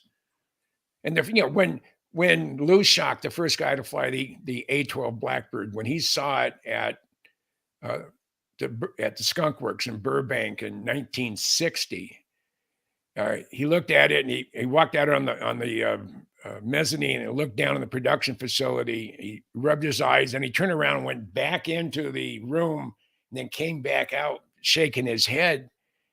And he said, "Well, you call the name of this Cygnus and or ox cart when the real name should be El Salvador." He said, "What do you mean, El Salvador?" I said, "Because the first time anybody sees this thing, the comment is going to come out of their mouth or Jesus Christ."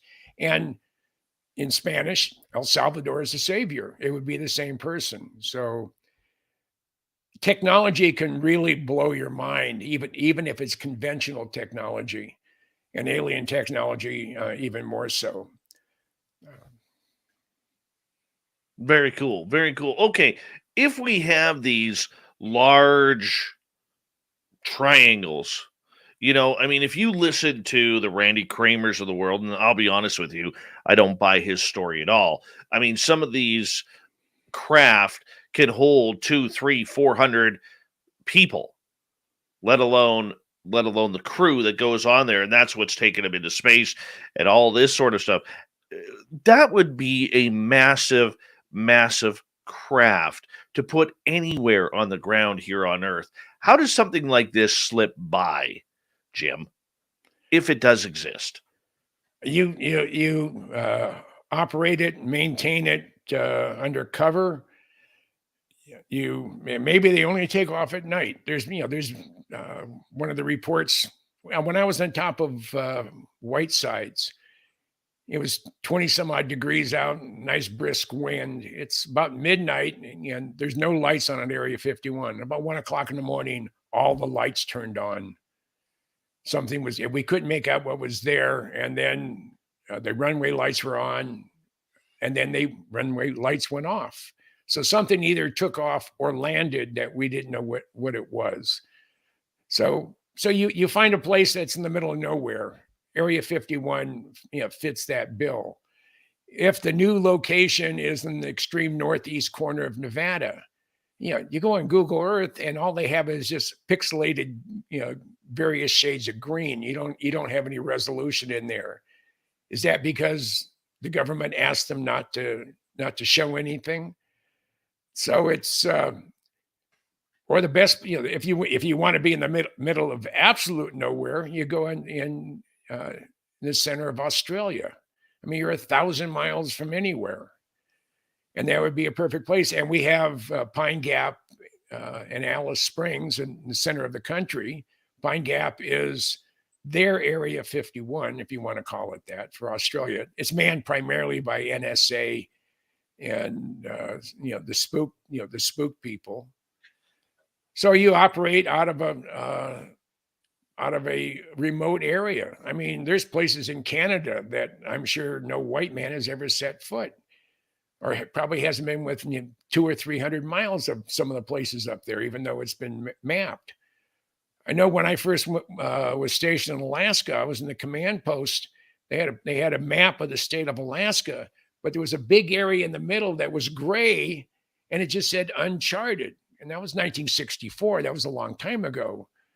But there's places that may have been surveyed by satellite that we don't have any good imagery from, and people just say, well, it's too far in the middle of nowhere. When Tony LeVere and Dorsey Kammer went out looking for a place to flight test the U-2 at a request from Kelly Johnson, they went all over the desert Southwest trying to find a place.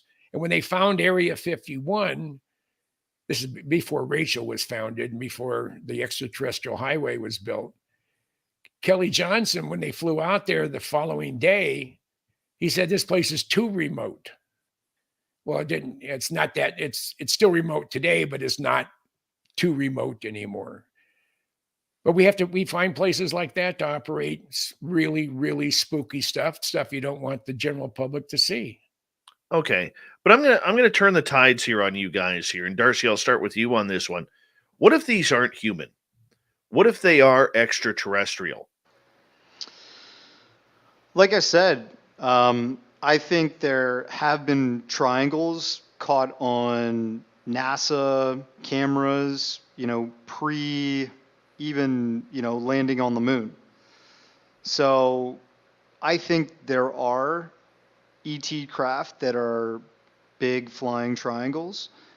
But hey, drones might not only be a human construct, okay? What better way to travel the stars than to send an autonomous craft and beam back images and video and sound of what you found to your home planet? So some of the drones that are out there are probably ET. And that might also include black triangular craft, maybe even orbs. Could be. Jim, what's your thoughts? Because I don't know. I know I'm like some of my listeners, including Jonathan Davies out there, who's a fellow UFO researcher and podcaster who I really trust. And he's strongly and firmly believing that this is alien technology and not human technology that we are seeing in these triangles. Well, let me step back and about 4 years ago, I was still a docent at Kitt Peak National Observatories, and that's the largest concentration of optical telescopes in the world. There's 22 optical telescopes and then 2 radio telescopes, a 12 meter and a 25 meter. The 2.1 meter was used by Caltech for 5 years looking for exoplanets. And over the course of 5 years, in a very small part of our galaxy, they've cataloged 8,000 exoplanets.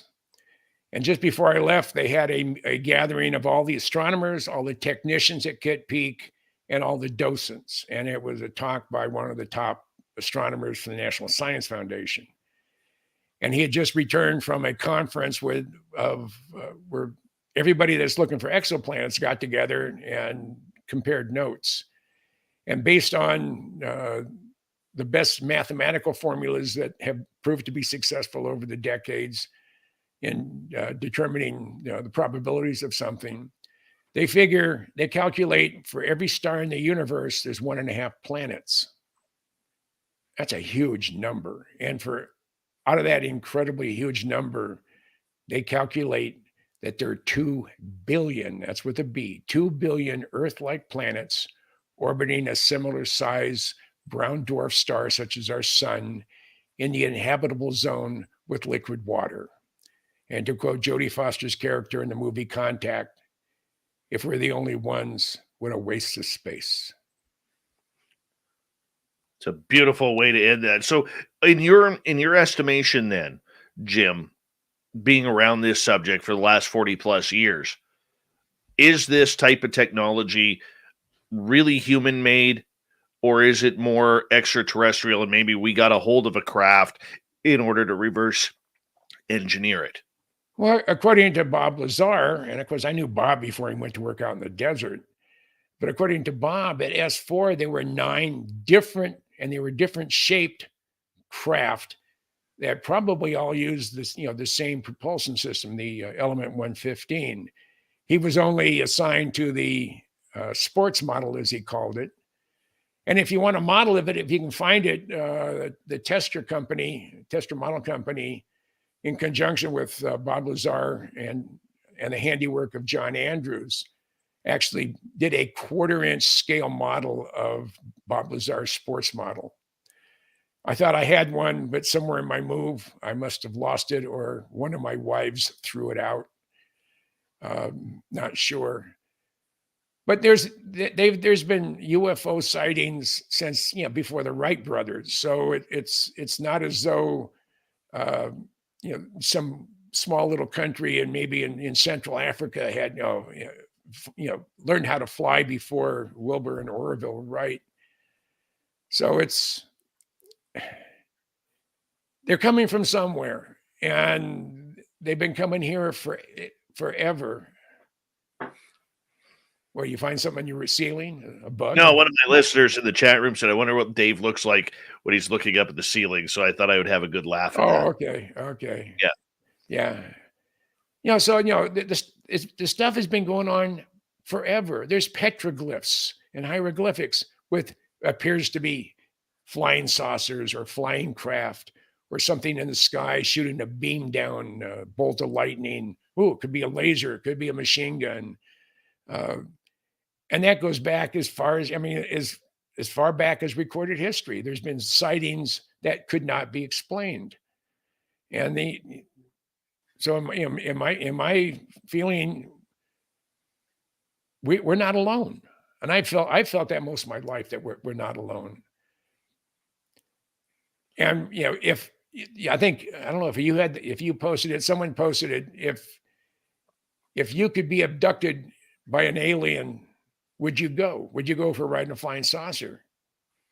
In a heartbeat. Oh. Absolutely. I mean, I'm going to ask them if I can bring my camera, and while you're at it, could you fix my hemorrhoids?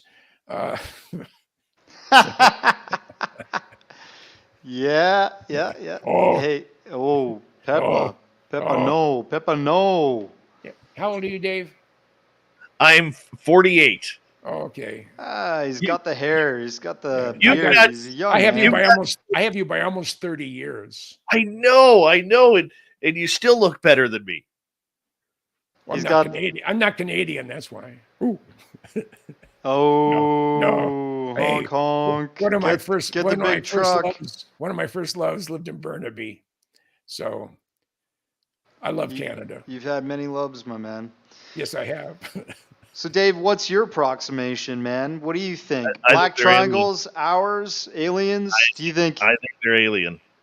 Do you think we have any black triangles? That I'm not sure.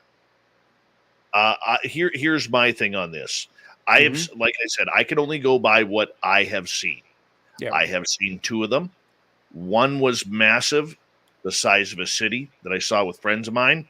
And the other one that I saw with friends of mine was completely different. and we watched that. It was like a door opened up in the sky, and when this thing flew into the door, we could see it disappear from the nose on back. It just didn't blip out. It actually faded out like it was going through a door. Yeah.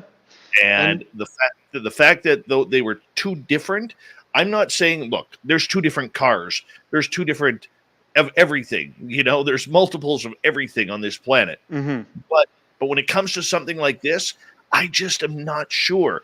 And to me, it seems more alien because neither of them made sound. Yep.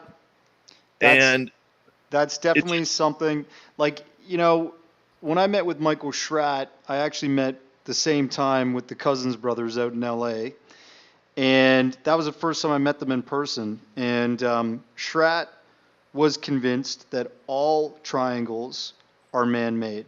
And he did a very thorough job of pulling out all these different papers, reports, diagrams of people's sightings, seeing the piping underneath, that we kind of described earlier in the show.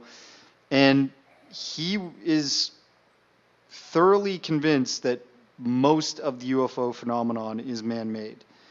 And I disagreed with him, and I disagreed also with Third Phase, because they were convinced of the same thing. They lean a lot on Schratt's opinion, actually. They don't have much of their own because they haven't picked up a book and read something about this. Buddy, we're not a podcast, Darcy. We're not a podcast. Okay? We are a live radio show, and our radio listeners do not know much about that. Oh, okay. Well, I'm just putting it out there. This is all true. I'm not.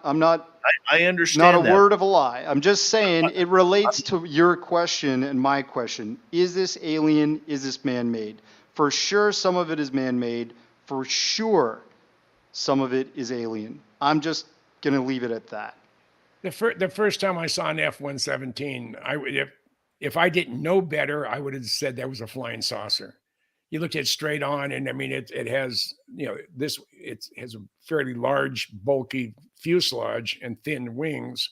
From a distance, that's exactly what it looks like. And being it's faceted, it looks like it was changing shape. So just because something looks alien doesn't necessarily mean it is alien. But on the other hand, just because it looks like it's maybe we could build it, maybe it isn't. I mean, it's until one lands, has an emergency, and lands at a public open house at an air show, or it lands on in the Rose Garden during a live worldwide broadcast. I don't think a majority of the general public internationally would believe that UFOs were real. There's too many people out there that are terrified of thinking that that there's aliens out there. I mean, my gosh, the fact that that Dave, you could be one. Who knows? I could be one. I know my daughter is. I know my daughter's from a different planet. She doesn't think like anybody I know, but I wouldn't trade her for anybody. She's my sweet girl. Right on. Hey, I gotta say one thing, and I 1 minute. I know she's not listening, or she's probably asleep. But if there's a Sheila Claiborne, she lives in Southern California. If you're listening, dear, I texted you earlier and said I'd be on tonight. So I will tell her tomorrow, looking at YouTube. I think she'll enjoy it. Darcy, 40 seconds. You got the last word here, buddy. Tell everybody where they can find Secret Space UFOs, Rise of the TR3-B. Sure. Amazon Prime, iTunes, Google Play, Vudu, and just go to my website, occultjourneys.com. That is my studio site. You can see all my films, watch a trailer, read a description, see the poster. Right on. And if you want to read one of Jim's 29 published books, Amazon Prime, look up Jim Goodall. He is the man. He is informed. Check it out. Right on. Darcy Weir, much love to you, my friend. And I love your documentaries. You haven't stopped captivating me with all your hard work. Keep up the great work. James Goodall, thank you, my friend. Always a pleasure, my friend. Always. All right. Thanks, Coming up Dave. Thank you, Darcy and Jim. Coming up next, we're going to enter the swamp with Swamp Dweller. Bigfoot Rob is going to join us for the Bigfoot Report. And then we got Vancouver coming up, where we go across Canada on the shift.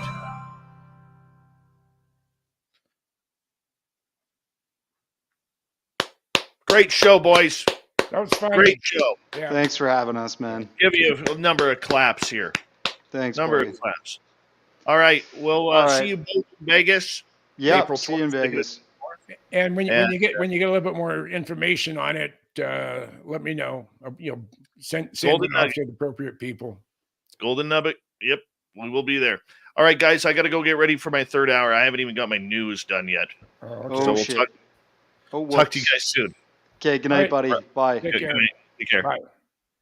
Darcy Weir, Jim Goodall, everybody. Love them both. Love them both. Now, chat room, you play nice for a few minutes. Old Davey has to go to the bathroom. Be right back.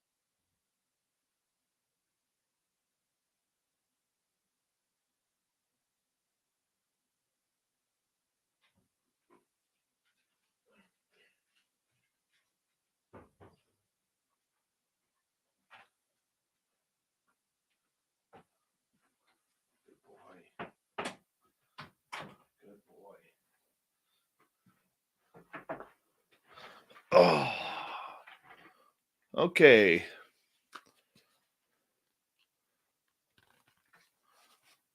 Here we go.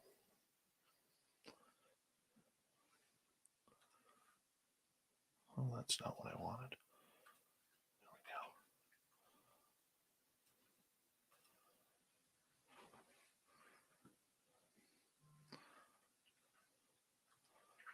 I'm going to remind people once again that our chat room is for everybody. We do not condone shots from our guests at people in the chat room. We do not condone shots from our chatters to other chatters or our guests. All right?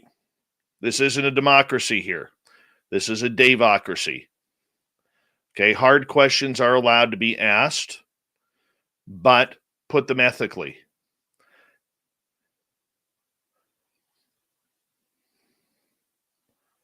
Hi, Chris Mo. How you doing? Okay. This show is friends with Darcy Weir. This show is friends with the gentleman of Third Phase of Moon. Whatever happened between them is between them, and that has nothing to do with us. All right. My job is to bring on the guests. Darcy and Jim were fantastic guests on what they were working on, High Mystics Walk. And just like when Third Phase has their documentary come out, they're more than welcome on this show. Okay. We are straight down the middle, everyone. Don't choose sides. Now, what I don't put up with is people who treat our or come in or go to one chat room and then come in here and bring that same attitude into our chat room. Hold on, I'm going to sneeze.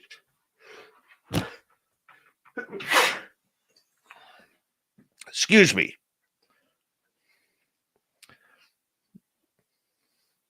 Let's just all be here, enjoy the woo, enjoy the fun, enjoy the knowledge, and we can all have a good time. Big thank you tonight to Lord, Michael ×2, Fabster, Sloppy, Third Phase, Apollo, and Thomas for the great super chats.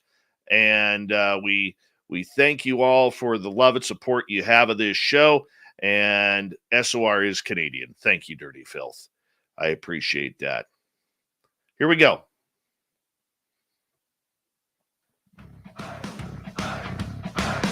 Would you like to connect with us? Head to spacedoutradio.com for all your latest show info. Now, back to Dave Scott and SOR. Here we go with the third and final hour of Spaced Out Radio tonight. My name is Dave Scott. Thank you so much for taking the time to join us. We really do appreciate earning your listening ears wherever you are on this beautiful planet we call Earth. Hello to everyone listening in on our terrestrial affiliates around North America, digitally on TalkStream Live, Revolution Radio, and KPNL. All of our archives are free.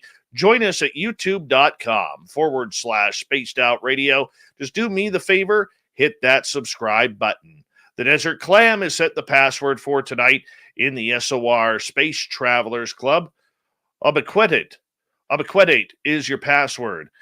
Use it wisely, Space Travelers, as the Clam sets the password each and every night right here on Spaced Out Radio. Our website is spacedoutradio.com. We have a plethora of features for you, including Rockin' Out to Bumblefoot, read Shirky Poo's Newswire, check out our swag as well.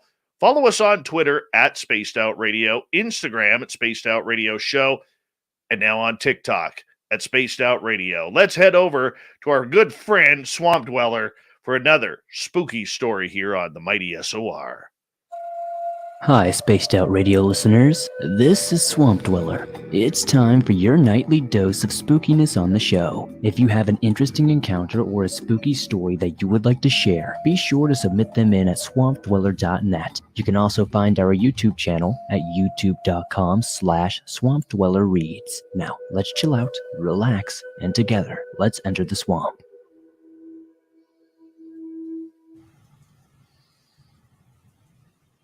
So I want to start by saying that I'm not very good with English, so please forgive me if there's a grammatical error or typo. And this is also my first time sharing something here on the show, but I would like to share my creepy experiences from Japan in the future. Last December, we decided to take a 3-week vacation in Japan. We stayed at our friend's house in Ichihara, Shiba. During our stay there, my mom and dad experienced some bizarre and unexplained stuff, as well as myself. My experience. It was our 3rd day. We went to Mount Fuji, which is far from where we were staying. It was around 10 p.m. My mom was fixing luggage. She always wants our things to be organized and such, and my dad was scrolling through his phone. I, on the other hand, was on the couch watching some random YouTube videos. Keep in mind that my mom and dad were together and chatting, and I was relaxing on the couch doing my thing when my dad suddenly looked at me with disbelief in his eyes and said, "Why do you keep touching and turning on my camera?" Which is a GoPro. He doesn't like me touching it because I'm irresponsible, apparently. But anyway, I told my dad, "What do you mean? I never touched or even went close to that thing." He shrugged and went back to his phone. The camera was beside him. It was placed on a box far from where I was sitting. Fast forward, when I asked about the incident, he told me that the GoPro kept turning on and kept on turning off. Also, the camera would keep on switching sides, which is weird.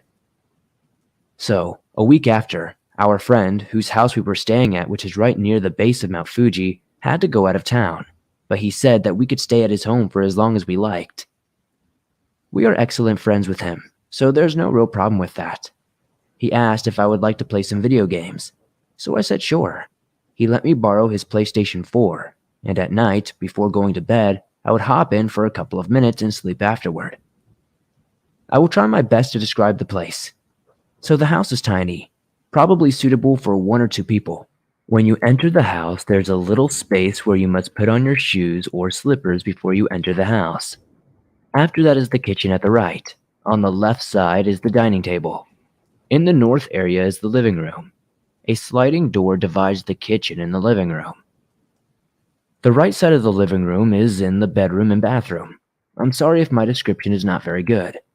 It was 1 a.m. and my parents were asleep in the living room, and at the time, I was playing Call of Duty World War II in the bedroom. The PlayStation 4 and the monitor were set up near the door to see the kitchen area. I decided to close half of the door because it was freezing at the time. While playing, in my peripheral vision, I kept seeing a shadow figure who kept on walking from the kitchen to the bedroom door. And there was also a time where I could see the shadow figure from the bathroom, which is just beside the bedroom. I felt terrified, so I decided to turn off the console and go to the living room to try to sleep. Another experience I had when we woke up early was because we had to go to Fuji Q amusement park, and the car we rented would be at the house at 10 a.m. So I was the last person to take a shower. While doing so, my mom told me that they had to go to 7-Eleven real quick to buy some drinks and chips because it would be a long trip. The store is about a 10-minute walk from the house. I was doing my business when I heard someone laughing from the living room. It sounded like a girl, and I didn't overthink it. I thought it was just my imagination or whatnot. Maybe even the neighbors, who knows. After a few seconds, I heard some footsteps coming towards where I was. I didn't know what to feel at the time, but all I could say is that it was this bizarre feeling. It just didn't feel right. I don't know about you guys, but I know the footsteps of my mom and dad, and the footsteps I heard were not familiar at all. Again, I didn't overthink it. I said to myself that it was probably just my mom. I turned off the switch and got out of the shower, and to my surprise, nobody was in the house. Probably a minute or two later, I heard my mom and dad talking outside the home, opened it, and asked if I was finished. I told them what happened, but they just smiled and continued with what they had to do. This next one is my mom's experience. So, around 2 weeks, we decided to take a day off from going out and stay home. We washed our clothes and cleaned the house. It was around 8 p.m. and my mom was in the bathroom brushing her teeth. I was in the bedroom playing PS4 when suddenly she came to me and said, "Did you say anything? Or were you watching something?" I said, "No. Mom, why? What happened?" She ignored my question and decided to ask my dad, "How about you? Did you say something?" My dad said nothing. We asked her why, and she said, "I heard a man with an intense voice talking and murmuring things." My mom said, "She says the man speaks Nihongo," but she couldn't quite understand what the man was saying. It's not something my mom likes to talk about, but I do think she sees ghosts and feels them. I'll post some of her stories in the future. My dad also had an experience too. For 2 weeks we slept in the living room because it has more space and is more comfortable, I guess you can say, compared to the bedroom. My dad kept saying that he kept waking up at 3 a.m. and wouldn't be able to sleep afterward because he felt like someone or something was watching him, and it was eerie. Every day, 3 a.m. on the dot, my dad would hear noises coming from the other room, like the chair being dragged across the room, like someone was playing with it. The floor that this house was made of was wood, so you could hear the noise bounce off.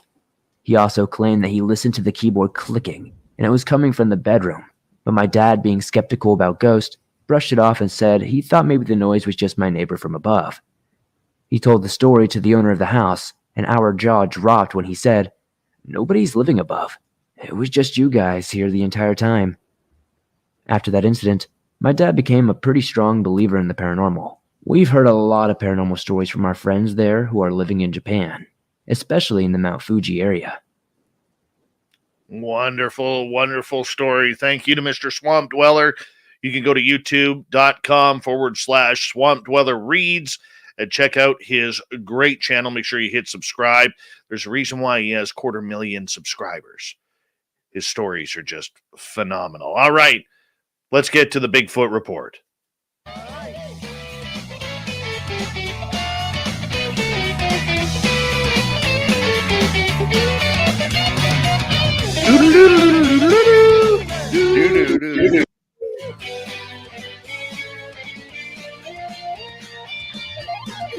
All right, filling in for Super Duke Sullivan from World Bigfoot Radio, we bring in Bigfoot Michigan Rob to talk all things cryptid, strange and weird going on in the world. Super Duke had a family emergency. He could not make it tonight. So Big Rob is here, who will be joining us in Las Vegas for our SOR fan party, April 22nd and 24th. I'm going to take his money at the poker table. I'm going to be honest with you. And taking his money at the poker table. How you doing, buddy? Hey, Dave, I'm doing fantastic. And, I just have to do a quick shout out. I'm no Duke Sullivan. He has probably forgotten more things about Bigfoot than I'll ever remember. And I appreciate you having me on. I'm looking forward to it, man. I do appreciate it. And thank you so much. All right. Now, there's always stories coming in that you are picking up along with very many others, trying to figure out what is going on in the cryptid world out there. As we're getting late into winter here, even up here, man, it's melting already. The snow is. And, we're getting closer to those dates, man, where we can head out in the forest, especially up here above the 49th parallel and the northern and eastern states. I mean, are you getting excited for it? Oh, I'm absolutely getting excited for it. In fact, we've had on our show, and again, I'm not promoting our show. Oh, go ahead. You're filling in. The reason I know what I know today is, we do Brunch with Bigfoot, and on our show, we've had over 50 researchers and experiences on our show. And when you gave me the call today, I'm like, yeah, let me think about something current.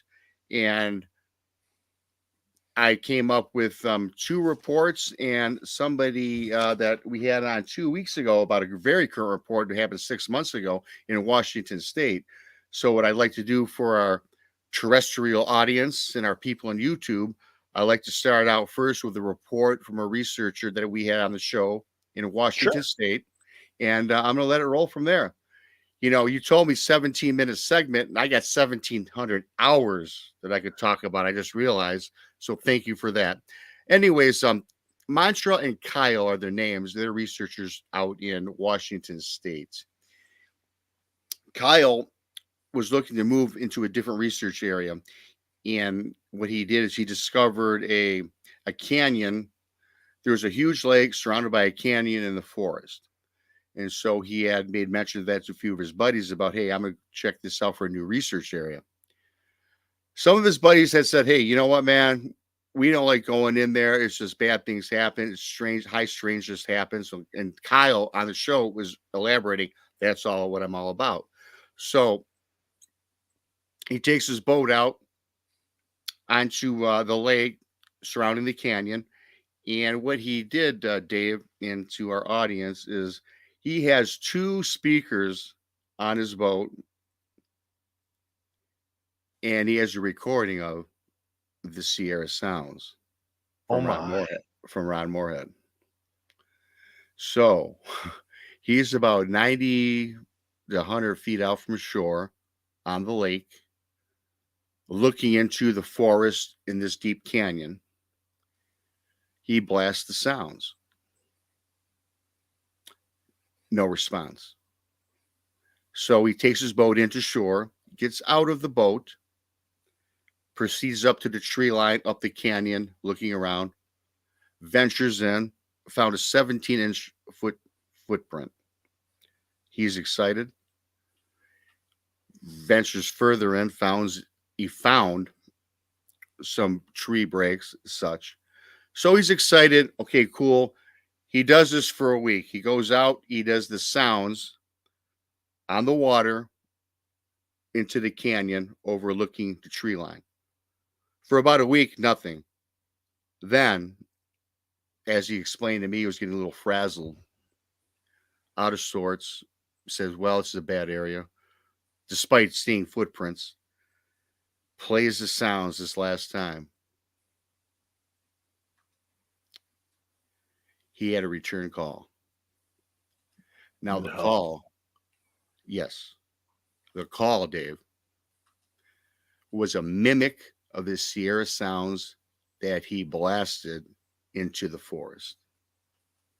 Identical to the recording from Ron Moorhead. So,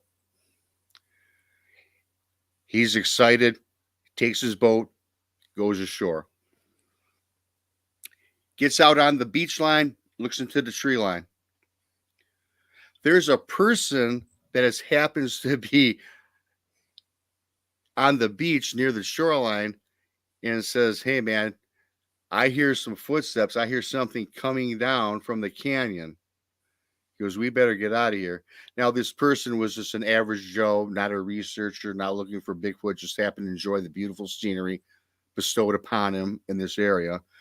So Kyle, he's gung-ho. He says, well, sir, you can do what you need to do, but I'm going after this thing, going toward these footsteps. Then all of a sudden, he hears what sounded like a herd of elk rumbling down this canyon. He stops, gets closer to the tree line. And all of a sudden, a Bigfoot, as he explains, popped out in front of him. Wow. And I'm like, wow, just like you. This is live YouTube podcast radio, right? And I'm like, holy cow, I'm enthralled. Did you see it? What did it look like? He goes, Rob, before I tell you that, it roared and yelled at me. And I got frozen and paralyzed. I could not move. He goes, I thought I was over. My life was done. I'm like, okay, proceed. He goes, yep. I look at it. He goes, I seen a conical shaped head, a flat nose, but that was it. And he thought that his life had been done. The creature, the Bigfoot, the Sasquatch, it returns up the canyon into the woods. He shakes out of it. And I was like, wow, one of the best stories I had ever heard. And, related to, and I'm not going to talk about my encounter, but, when I had an encounter, I was hit with an infrasound or some shock wave where I was paralyzed myself. So when I heard that story, I could relate. And I felt the guy, when the guy told the story, it was something that I truly believe in because they are out there. And it just goes to show you that we're not alone in the forest. So that was that encounter story. And what I would like to do for our audience out here is I've got contacts since I've been doing this for a while with a research group here in the state of Michigan. And I've got a couple reports that I'd like to share, if you don't mind. We got 5.5 minutes. Let's do Lord. Okay, report number 1. This is December 21st, Christmas time. A report from the Gumshoe guy. I know him. He's been on the show. Person in Hessel, Michigan. It's up north. Something was walking on top of her house. Didn't know what it was. On the roof. On the roof. It was snowing. Her husband gets out next day, sees these tracks up there, takes a picture. They're like 19-foot tracks on top of their house. Hessel, Michigan, up north here in the state of Michigan. And I get this information from a person that sends me reports now since I've been doing this. I get it every week. He sends me a report. So he called out some certain people. I'm not going to make names or make mention of the name. I think you know where I'm getting at, Dave. We got 5 minutes. I can't get into it. I wish we had an hour segment, but talk to that. Just in December, November of 2022 in Houghton, Michigan. Again, wintertime, snow on a person's porch. There were tracks on their porch. Gentleman follows the tracks to the wood line. Again, 18, 19-foot tracks, bipedal, 5. He had all the pictures. I have pictures of this. He has the toes, 5 toes. You could see the break in the snow. Excuse me, and I'm following up on him. He's going to be on my show in a couple months to tell us about that, what he's gathered from that. And, the interesting thing is, Dave, in 2021, in the state of Michigan, 83 counties, I found this very interesting. In 2021, 83 counties in Michigan have averaged 15 Bigfoot sightings. That's 1,245 a year, Dave. I'm not swift with math. Divide that by a month. It's 41 a month, 1.3 per day. That's in the state of Michigan alone. So, Dave, if we're getting 1.3 encounters just in Michigan, what is going on? That is what is reported. That is what's reported. And as well as I do, a majority of people do not report this. So that number could be doubled. But if you just take those raw numbers with 50 contiguous states, 48, the lower 48, that's one big number. That is a massive number, because you think I don't know what the mathematics are on this, right, Rob. Okay. But I'm going to say for every report that is filed, there's got to be at least 25 to 50 that aren't. Absolutely. At least. I mean, that is a lot of action. Is it mainly happening in the Upper Peninsula, or is it happening all over the state? Well, Houghton, one was in the Upper Peninsula, one was in the Lower Peninsula. And this is a funny story. I live in a county of Wayne County. There's one report in Wayne County. And check this out. It was at the airport. Weird.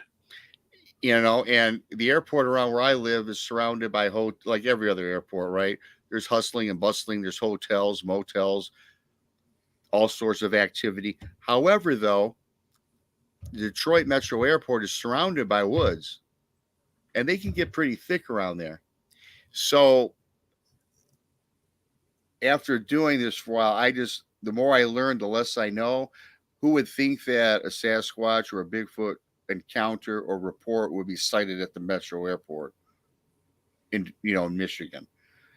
So it just opens up a lot of doors, a lot of avenues that people aren't even exploring.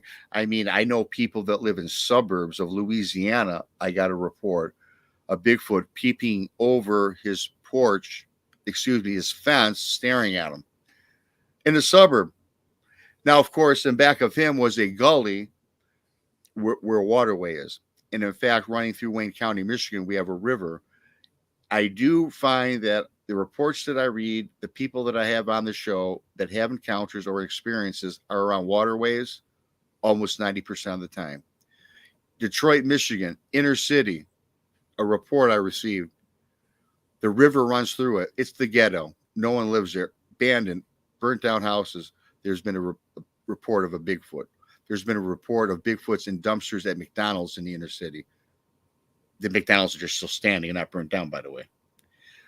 So, I just love this subject. It's just, they're everywhere and anywhere. And I was just happy to come on and give that quick report. I could talk for hours, Dave. When you call me, look, I got notes, man. I got all over the place, man. So, I love it. You want me to come back on anytime to fill in anything? I've got a plethora, as you would say, of guests, of researchers. I can hook it up for you, my man. And I am looking forward, man, to Vegas. Hello to everyone in chat, all my friends. Love y'all. I am Bigfoot Michigan Rob, BMR. That's Dave Scott, SOR. We own tonight, baby. That's why I love you. Your energy, and it's attractive, my friend. It's attractive, and thank you for the report, Bigfoot Michigan Rob. All right, coming up next, we're going to hook up with Shane Hewitt and the Shift in Vancouver. Spooky stories and maybe some UFO Canada news. Then we got Shirky Poo's news. Thought of the day coming back right after this.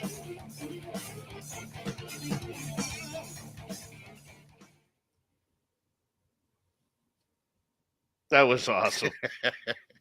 Thanks. That was awesome. You know, man, when you called me today, I was like half asleep. I'm like, who the fuck? I could Who's tell. calling me? And I go, hello. I go, Dave Scott. I thought, and you said, hey, man, can you blah, blah, blah. I'm like, yeah.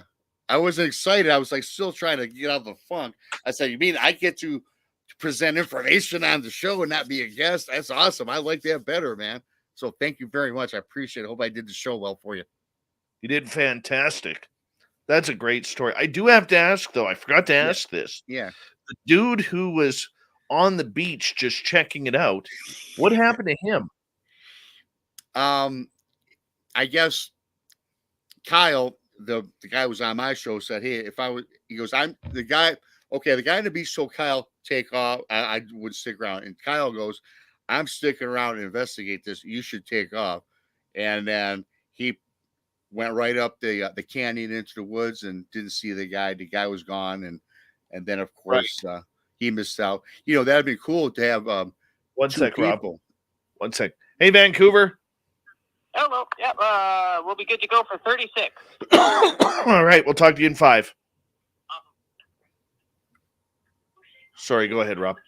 No, so again, that would have been nice to have that guy stuck around because that would have been 2 people seeing a Bigfoot at the same time, which would have been a really cool report to include.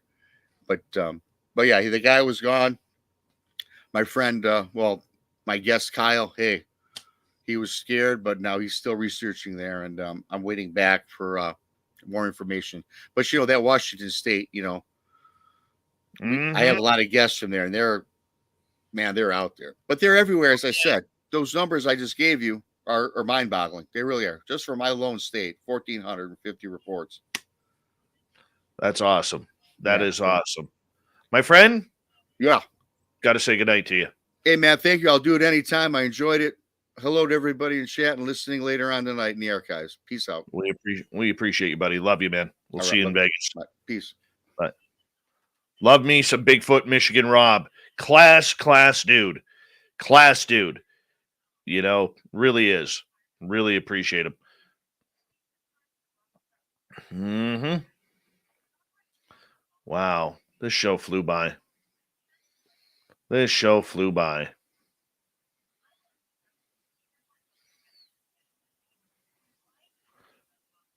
Go to Vancouver here next.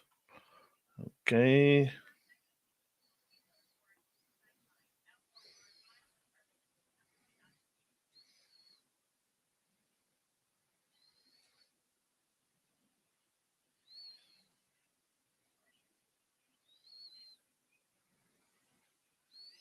Let me bring this up here. All right, we've got about 2.5 minutes here. Where am I going here? Right here. Cool.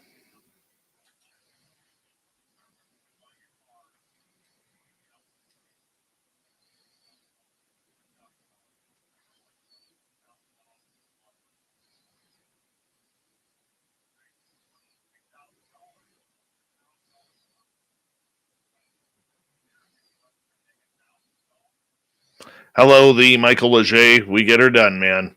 John Miller, how you doing, man?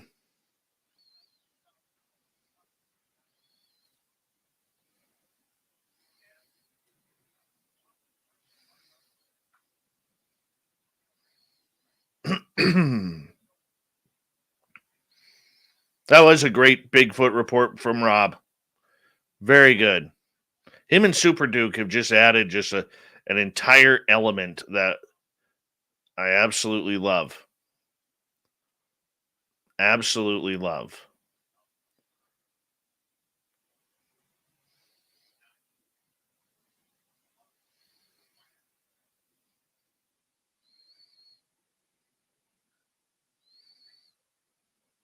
Hi, Body Tech. Good morning to you.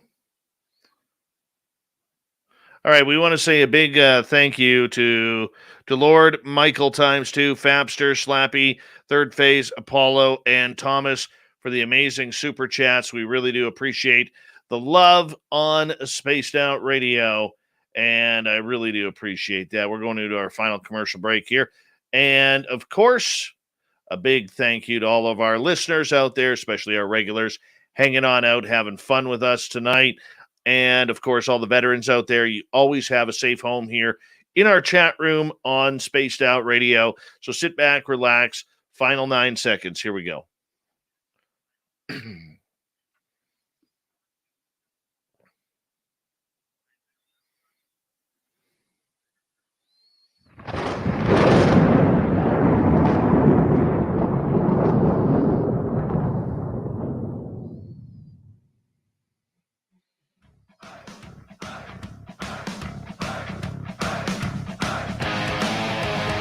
We rounded third. We're heading for home tonight on Spaced Out Radio. My name is Dave Scott. Thank you for joining us. We really do appreciate it. If you missed most of this show or others, check out our free archives at youtube.com/Spaced Out Radio. Do me the favor, hit that subscribe button. Our website is spacedoutradio.com. We have a plethora of features for you. Rock out to Bumblefoot, read Shirky Poo's Newswire. Check out our swag as well. Follow us on Twitter at Spaced Out Radio, Instagram at Spaced Out Radio Show, and now on TikTok at Spaced Out Radio. We're going to head to Vancouver right now, meet up with the bearded wonder himself, Shane Hewitt, and the Shift right across Canada. Mr. Shane, how you doing? Of the interior of BC, where it's all treed and spooky and Sasquatchy. To join us here at spacedoutradio.com is the place to find them online. Dave Scott, how are you? I am good. How's your beard doing?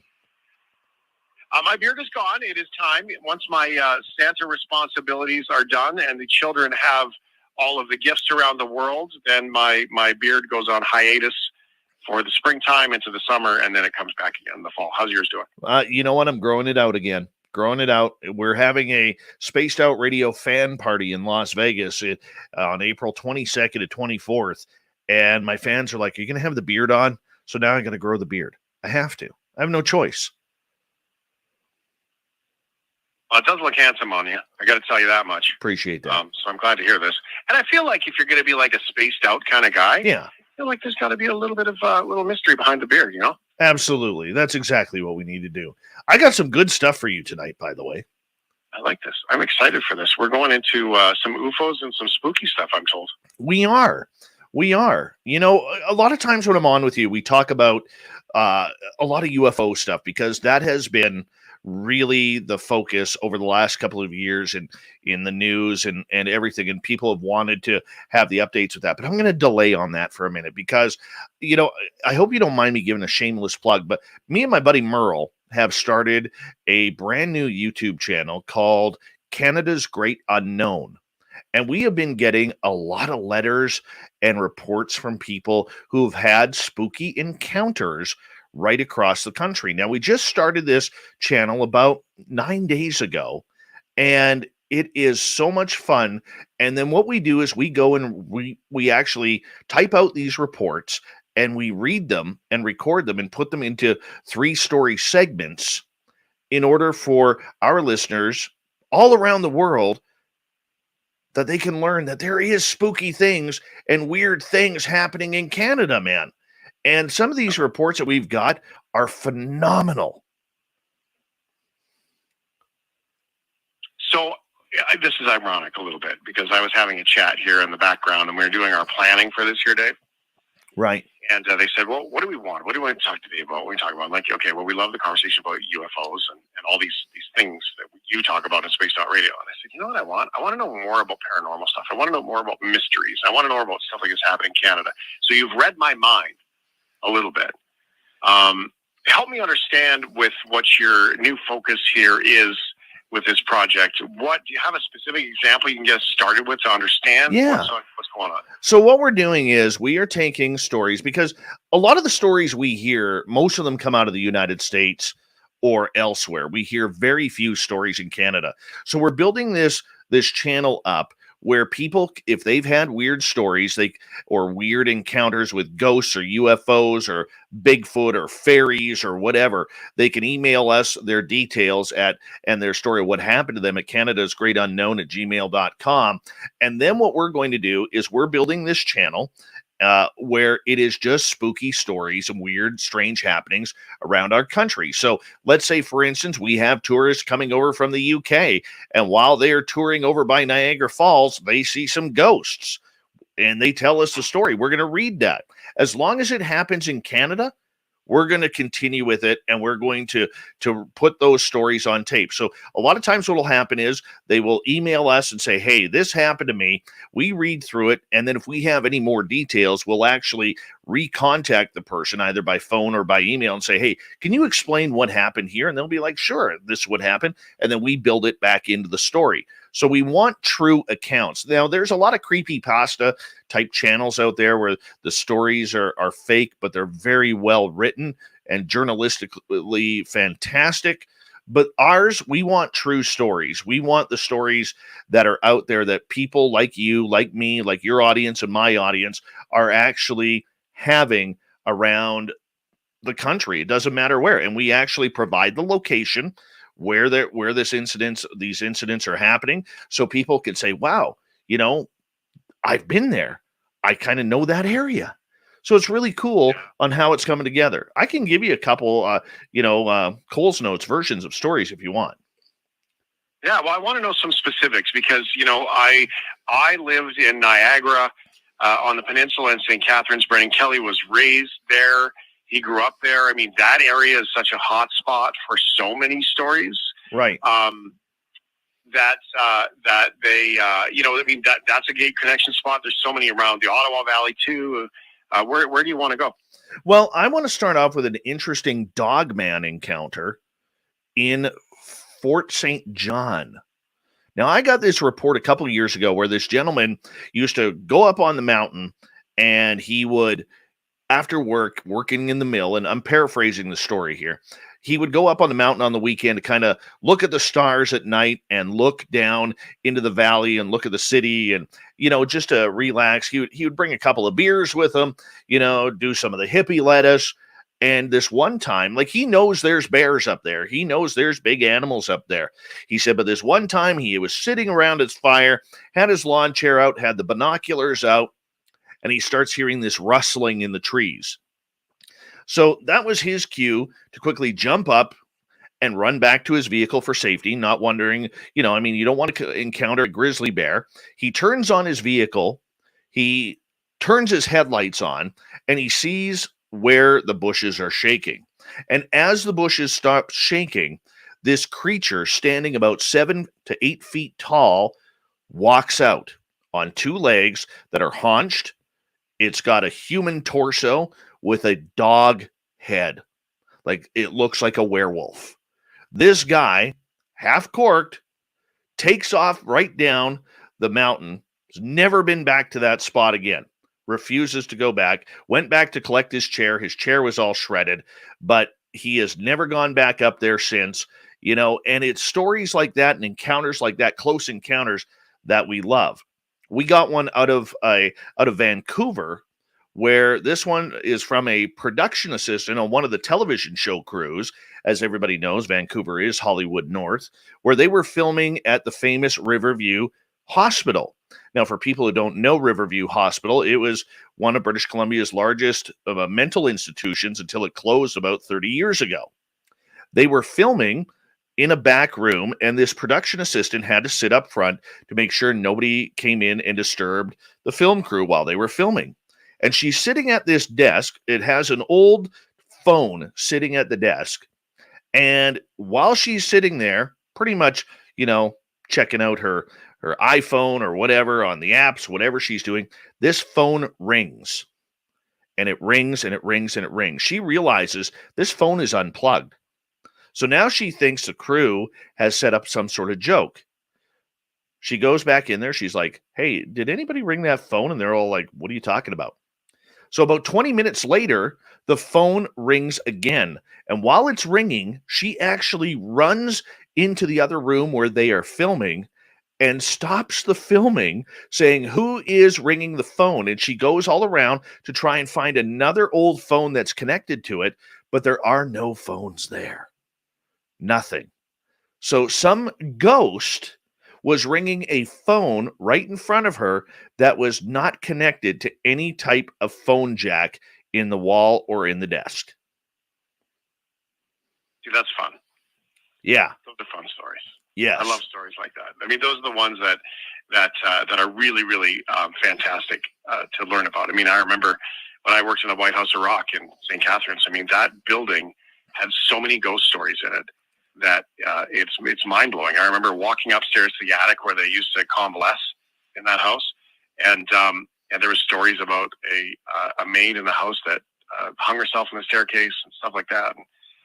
And like all of a sudden, I got goosebumps like all over down one side of my body, and it was only on one side of my body. And then I got upstairs, and they're giving the tour, and I working there and sort of giving a tour around, and they talk about, well, this is this is the room that most people don't like to come into. And I remember going, no way, man, not this room, that room over there, right? And it was just, you could feel it. It's hard to describe the experience of those moments. So, I get that stuff. So what's it again called? Your YouTube channel? What's it called? It is called Canada's Great Unknown. It's just beginning. We've got, I think, almost 260 subscribers. So it's literally fresh and brand new.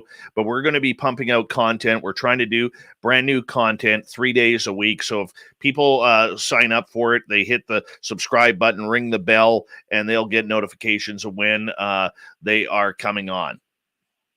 Yeah. Do you have one more story you can tell us before we move on to the UFOs, or because I do. Well, let me give you a UFO story that comes from a former member of the Royal Canadian Navy and the Canadian Armed Forces. So this gentleman lives in my town, and when he served in the Navy, he served for 4 years, and one of his stations was at Esquimalt, CFB Esquimalt on Vancouver Island, and they were taking a 3-ship what do they call that? Some training mission up to Alaska.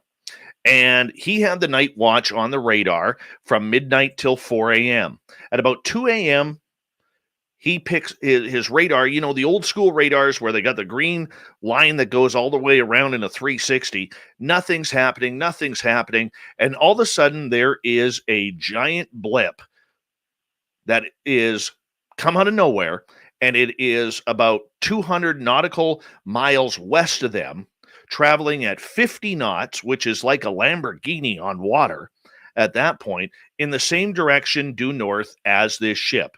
They tracked this object, which on radar looked like a giant freightliner ship, okay? But there were no ships in the area. There were no helicopters in the area, and this was absolutely at sea level. And they watched this for 20 minutes on radar as it was cruising parallel with them up. Their ship, the Canadian frigate, the Yukon, was traveling at 30 knots. This thing is going at 50 knots. And then all of a sudden, 20 minutes later, it blipped out again. It was gone. It had vanished. They tried to see on their air radar if it went up into the sky, like maybe it was a helicopter or a low-flying plane. Nothing. It was not a pod of whales, and to this day, he's not sure what he's tracked. He knows he'll never find out, but he is convinced that they were tracking one major size UFO on the Canadian Navy ship. It's good stuff. Why? We have cameras everywhere, though. It does come up for me, Dave. I really wish we could just catch something out. Like, let's get the evidence. I know. Let's see the evidence. Like, I want to see it. Like, but I guess it always happens so quick, and probably good that we don't record things because we record everything else in our lives. That's for sure. Okay, so let's talk about the politics around the UFOs here, because there's some more conversation about what's going on with these governments talking, and stories like that one about the ship and the UFOs and all that stuff. Well, I had a very long conversation with a couple of my sources in the United States recently who said there has been a brand new set of meetings in Ottawa with members of parliament and members of the scientific community, as well as people who have worked in the UFO field for the U.S. government. This meeting recently happened about 2 weeks ago, and they were talking about what is happening with Canada's role in NORAD regarding UFOs. Because the word that my American source gave me is that Canadian officials in Ottawa have no idea what Canada is supposed to do in case UFOs show up. They don't know what the protocol is. Apparently, it is a giant mess. It's not like the U.S. where they have a task force looking after this subject, and they are trying to find out which angle to take. Now, I'm not sure if it was one party or if it was multiple parties that were taking part in this conversation. I do know that members of the Scientific Coalition of UAP Studies, called the SCU, were involved. I also know that a couple of big name gentlemen who I've been asked not to say their names were involved, but people in the UFO community would recognize their names as being very powerful leaders in this field. And I heard that these meetings are continuing. Now, with everything that's happening in Ottawa right now, I don't know how long it's going to continue. But for some reason, Canadian politicians behind the scenes, behind the record, are warming up to UFO talk, and it's about to get interesting. All right. Well, I look forward to it, Dave. Congratulations on the new project. I love this angle and conversation that you are starting to create and add to the portfolio of Spaced Out Radio. I'm very excited to learn more about it. Well, you can do that by going to hit subscribe on Canada's Great Unknown on YouTube, if you don't mind. There we go. Absolutely. Thanks so much, Dave. Great to talk to you. All right. We'll talk to you soon, my friend. All right. That's Big Bad Shane from the Chorus Radio Networks, The Shift, going right across Canada there. Hey, shameless plug for us on Spaced Out Radio for Canada's Great Unknown. Why not? Got to take advantage of it sometimes. Here we go. Let's get Shirky Poo's news. Here's an interesting one coming out of Tempe, Arizona. Yeah, the old Home Depot not too happy about this. Apparently, this one store in Tempe lost $400,000 when an employee used play money to steal that same amount in real cash. It happened over 4 years, according to the Secret Service. The scam was discovered in December when the store looked into the money, which was purchased on Amazon, where it is listed as prop money. It's supposed to be used for party decorations and videos. The employee, Adrian John Pineda, was responsible for counting the cash in the store's registers and then putting the money in a bag that would go to Wells Fargo. It's alleged that he actually took the real money and replaced it with fake money. Pineda was caught on surveillance cameras allegedly putting the fake money from August 2018 to January 2022 inside the money bags. He admitted the plan to a manager on January 31st, according to the complaint. Now, he's going to be in hot trouble. Yeah, whatever that saying is. I love this story, guys. You're going to love it too. You know, who says that athletes can't be heroes for the right reasons at times? Here's one of them. Philadelphia Eagles safety Anthony Harris just made an 11-year-old fan's dream come true when he escorted her to a daddy-daughter dance in Texas. This is after her father passed away last year. Audrey Soap, a huge Harris fan, tragically lost both her dad and grandpa recently. So her mother actually reached out to the safety in hopes of having him step in to escort her to the school event. And, of course, the good news is Audrey's mom, Holly, knew it was a long shot, but after the Eagles were eliminated from the playoffs, she thought, well, Harris's schedule may open up, and you never know.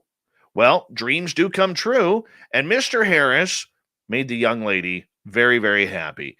I just asked if he would come, the mom said, if he would be willing to come. And he said, not only will I come, I will make sure that she feels like a princess. Audrey said she got the big news a week before the dance was set to take place, and she was nervous. She messed up while dancing with Anthony, but judging by the pictures, it looked like they all had just a fantastic time. And, it really shows that athletes can be human and they're not just some, cherished star on the field or on the ice or on the diamond. I mean, that's just fantastic. I love stories like that. I think we got time for one more here. Oh, coming out of the Olympics here, 5 women ski jumpers have been disqualified at the Olympics, not because of drugs, not because of their skis or doing anything illegal. It's because of their jumpsuits. Yeah, anger and confusion overflowed at the mixed team ski jumping final in China after 5 female competitors were disqualified from the event by officials who said their jumpsuits didn't comply with the rules. The shocking outcome sparks tears and left athletes and coaches struggling to describe what they had just experienced. The disqualified jumpers represented 4 of the top ski jumping teams in the world: Japan, Austria, Germany, and Norway. So apparently, from Germany here, they said, we just pulled the crap card. That is how you destroy nations, development, and the entire sport, said Germany's Alfhaus, who won the silver medal. This is a parody, but I'm not laughing, said German sports director Horst Hudel. And the sport of ski jumping has experienced one of its darker days, says Klaus Bred Brathen, a Norwegian national team member. He's a team manager for ski jumping, says, for me, it is a puppet theater. The entire season, the suits have been an issue. I'm unbelievably angry, and I don't understand it. The controversy marred the Olympic debut of the mixed team competition. Instead of celebrating gender equity, a main priority for Olympic organizers, the disqualifications became the main topic of the day. Wow, that is absolutely brutal. And don't be this guy. Okay, well, he can't be this guy anymore. After about 24 hours after Tobias Carr and Timothy Sarver escaped from Tennessee's Sullivan County Jail, the 2 fugitives robbed a convenience store in North Carolina, then led police on a high-speed chase through 5 counties until authorities disabled their car. It crashed, and both escapees were pronounced dead following the crash. A 3rd inmate who escaped is still at large, but it just goes to show that you're not going to have a good day if you escape from jail. Thank you to Shirky Poo for the news, to Shane Hewitt from Chorus and The Shift for allowing us to come on and talk some spooky stories. Thanks to Bigfoot Michigan Rob for filling in for Super Duke of World Bigfoot Radio, Swamp Dweller, and our guests tonight, Darcy Weir and James Goodall. We got Mr. Ron Bumblefoot Thal rocking in the background with Little Brother is Watching. Bumblefoot is the official music of Spaced Out Radio, rocking us in and out of every single show. Get your horns up for the guitar god himself. Special thanks to everybody listening in at home, at work, in your cars, wherever you may be. Thank you to everyone in our chat rooms tonight. YouTube, Twitch, LGAB, Revolution Radio, Spreaker, Facebook, the Space Travelers Club, and on Twitter, hashtag Spaced Out Radio. Remember, this show is copyright by Spaced Out Radio and SOR Media Ventures Limited. Thank you so much for choosing to share your evening with us, because together, my friends, we're watching. We own the night. Mr. Bumblefoot, we need a favor. We need you to take us home.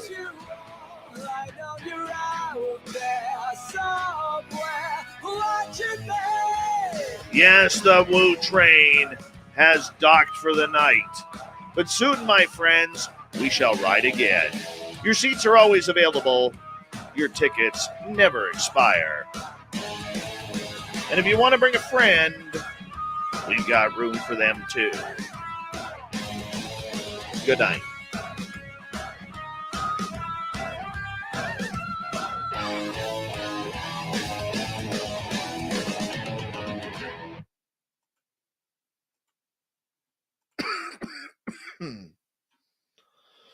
All right, that's a good show. That's a good show.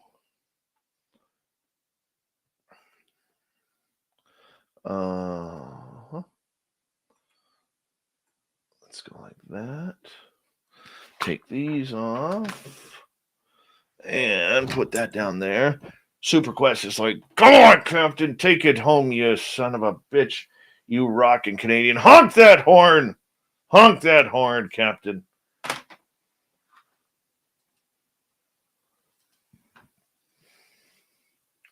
Oh, that was a fun show, guys. Fun show.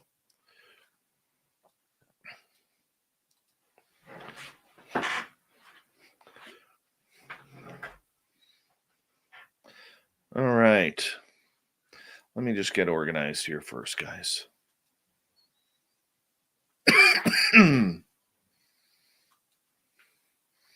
All right, let's refresh this. Load that up.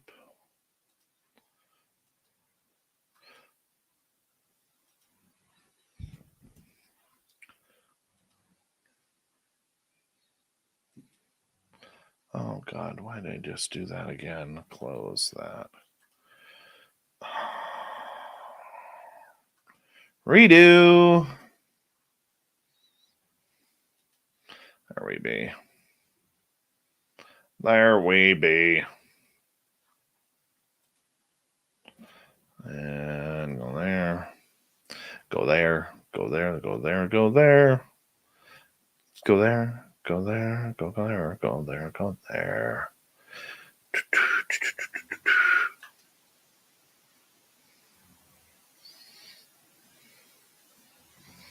All right. Perfect.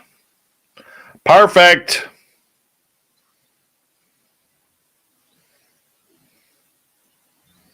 All right. There we go. Moving on. James Goodall is always a treat. Look, I'm going to just say this, and there was a little bit of heat and everything in our chat room tonight, which does happen every now and again, and that's going to happen. And our wrenches do a great job at trying to maintain control Side of everything. Of what I want to happen in the chat room, and I think they do a fantastic job in understanding what I want. Okay. And so just a couple of things, though, regarding tonight. Now, I know there is a feud between Darcy Weir, who I absolutely admire and respect, and the Third Face of Moon guys, who I admire and respect. There's a lot of people in this field who don't get along, and that is fine. That is great. Okay. But my chat room doesn't become a war zone. Okay. And there was somebody else in here, Farmer Robert, who's been in before. He's a good guy. Okay. He means well, and he, we can agree to disagree on a lot of stuff. But here's what the point that I'm getting at, that I just want to remind everybody, and I'm not pissed off or anything like that. Not at all. But a lot of people do not realize that we're not a podcast. Sure, we are live on YouTube. Sure, we are live. We go live to tape on our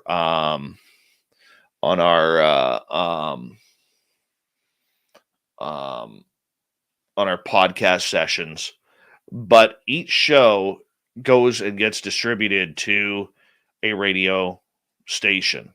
We have 6 stations that run our show, and I'm very proud of those 6 stations.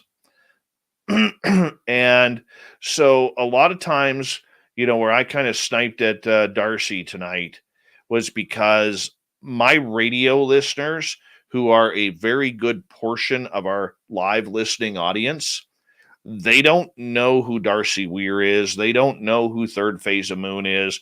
They don't know the true details of the entire UFO phenomena or the paranormal phenomena. They don't know the drama that goes on in this field. They don't know who the players are. They just like a lot of you, hearing these topics, and they have fun with these topics. And some people want to believe it, some not. But I could tell you this: our ratings on our radio stations continue to go up, and the reason why they go up is because people all around the world love the woo. So there are people out there who don't want to listen to us or say we don't ask a lot of tough questions. Well, their idea of tough questions is pointing a finger and barking at someone. Okay? Show me proof. Show me proof. What's proof? Right? We've had that discussion. We don't need to get into that. I'm going to sneeze again. Hold on.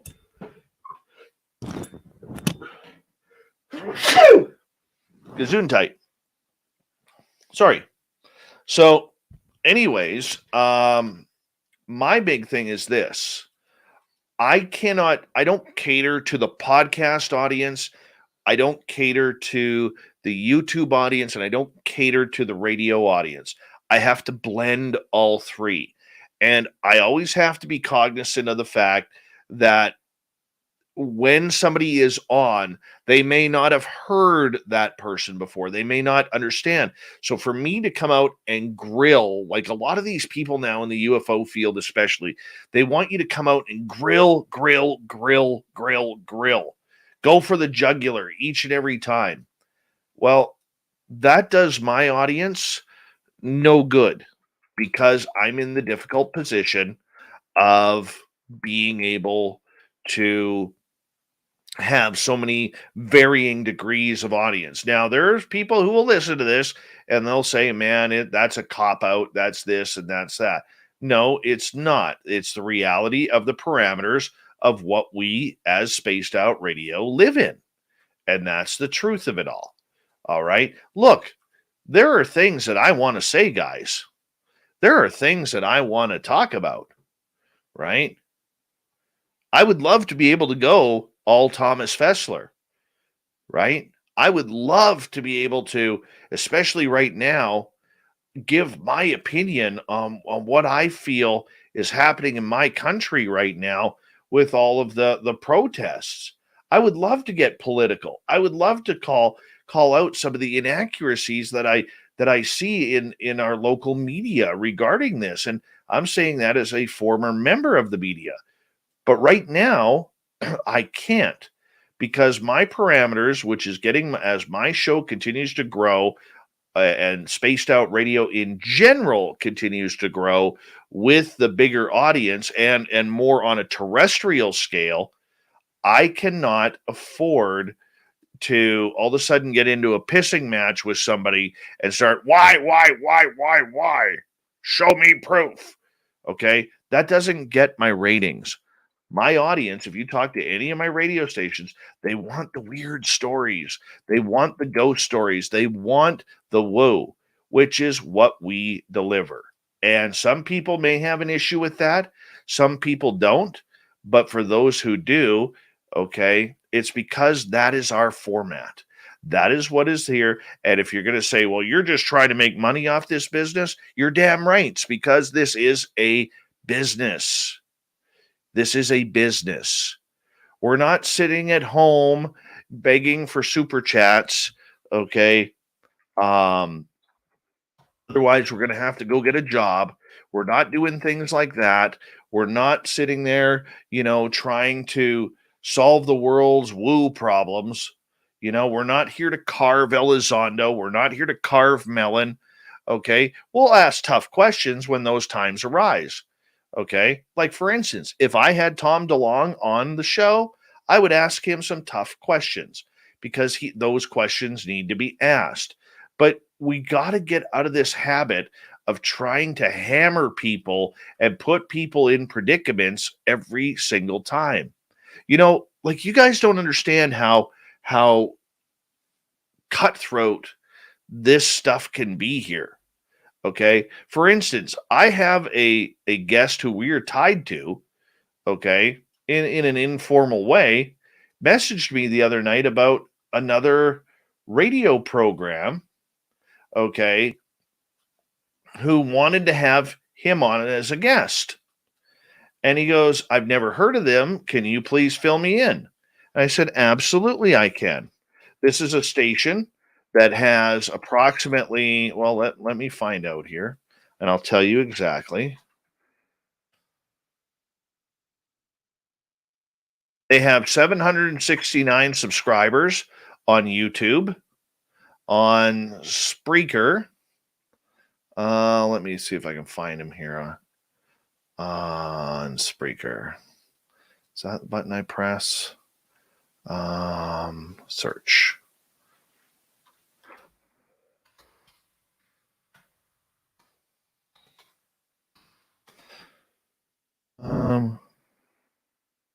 There it is.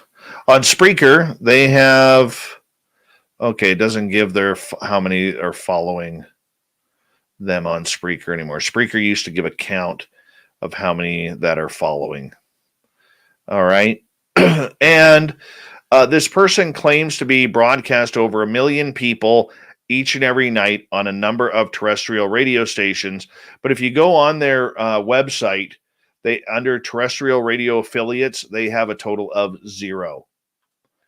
Okay. So they lie about their audience. They lie about their numbers. Look, I could tell you right now on Spreaker, like I have no problem showing my numbers here. On Spreaker, we have a grand total of 5,677 followers. Over the years that we have been broadcasting on Spreaker, we've been downloaded 3,789,655 times. We average around 60,661 downloads per month. And yeah, I could show you it all. Right. And this person, anyways, getting back to that podcast, they try and steal my guests and all that kind of stuff. I don't really care. If that's what you need to do, that's, go for it. That's what you need to do. If that's going to make you feel better. But,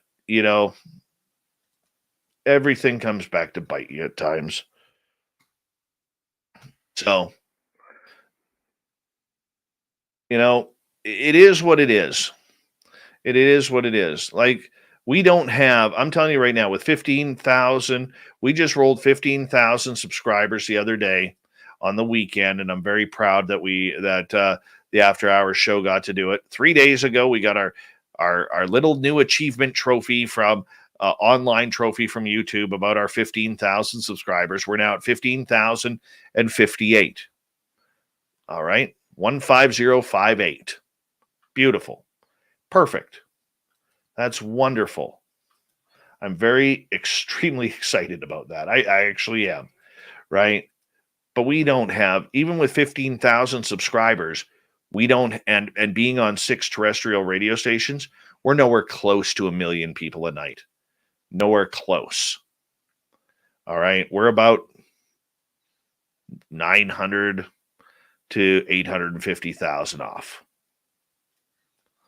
All right. And that's where we stand. We're moving up, though, because our radio stations tell us that our numbers keep getting bigger. And I'm okay with that. I'm very much okay with that. So the point that I'm getting at is, be careful who you listen to. Be careful who you rub the wrong way, because you may not understand the format. You may not understand the bigger picture. I understand people want answers, and there's people out there who don't like the woo, or they don't believe in the woo, or they don't believe in the format or whatever. That's okay. That's okay. But don't come into my chat room, which is not a democracy, all right, and start yipping about, ask some tough questions. No. You're more than welcome to hang out here. You're more than welcome. Just have some fun. Have some fun. Like, life, honestly, people, for some of you out there, you got to realize life is too short for UFO drama and UFO bullshit. It's too short.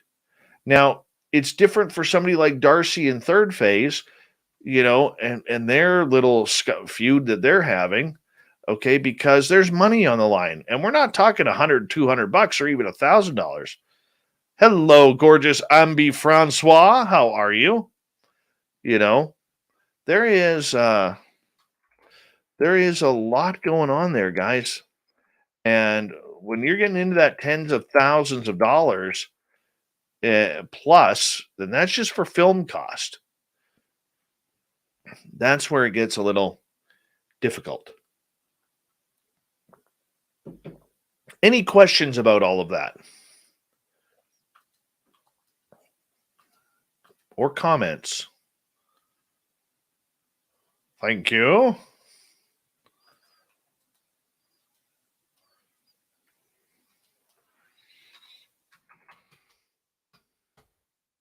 Now's a good time to ask me. I'm opening up the book here.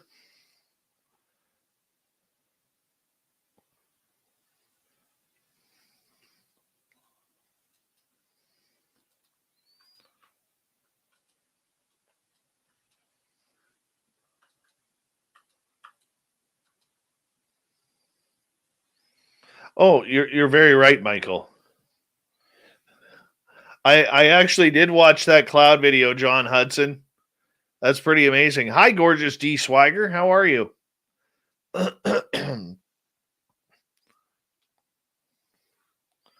Oh, one other point that I want to get at. Okay. It's pretty obvious. Okay. And Rich, I know you're going to listen to this. It's pretty obvious so that you and I don't get along. Okay. And you know why it happened. I know why it happened. It's all because I didn't kick out that one person from my chat room when I did not see that person make a threat towards you. All right. I didn't see it. Okay. That's why if you look at our chat room now, we got a bunch of wrenches. And at that time, we only had one wrench because I don't want people getting threatened or guests getting threatened. You know, and then Rich went off on a number of tirades about me. And, you know, that's his choice. He can do what he wants. He runs he runs a good program over there. Not everybody likes it. And I got to be honest, there's times I don't like it. Okay. And I don't like especially certain points of it. All right. But I could say this. He's got his audience. He's got his way of doing things. Okay. And we share a number of listeners. A lot of listeners don't want to get in the middle, but they want to enjoy Rich and they want to enjoy Dave. Okay. But what I won't put up with in our chat room, because it's a different attitude over there, okay, is when that attitude comes into our chat room. All right. And that show me proof type attitude or whatever, because that's not the format of our show. All right. Our format is fun. So, I mean, I don't care if our listeners listen over there.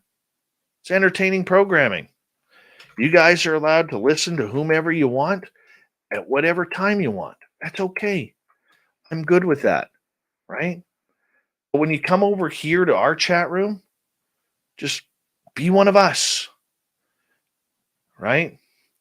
Don't sit there and when you hear a story, you know, that you may not agree with, don't throw a shot. All right. Because that's what they do over there.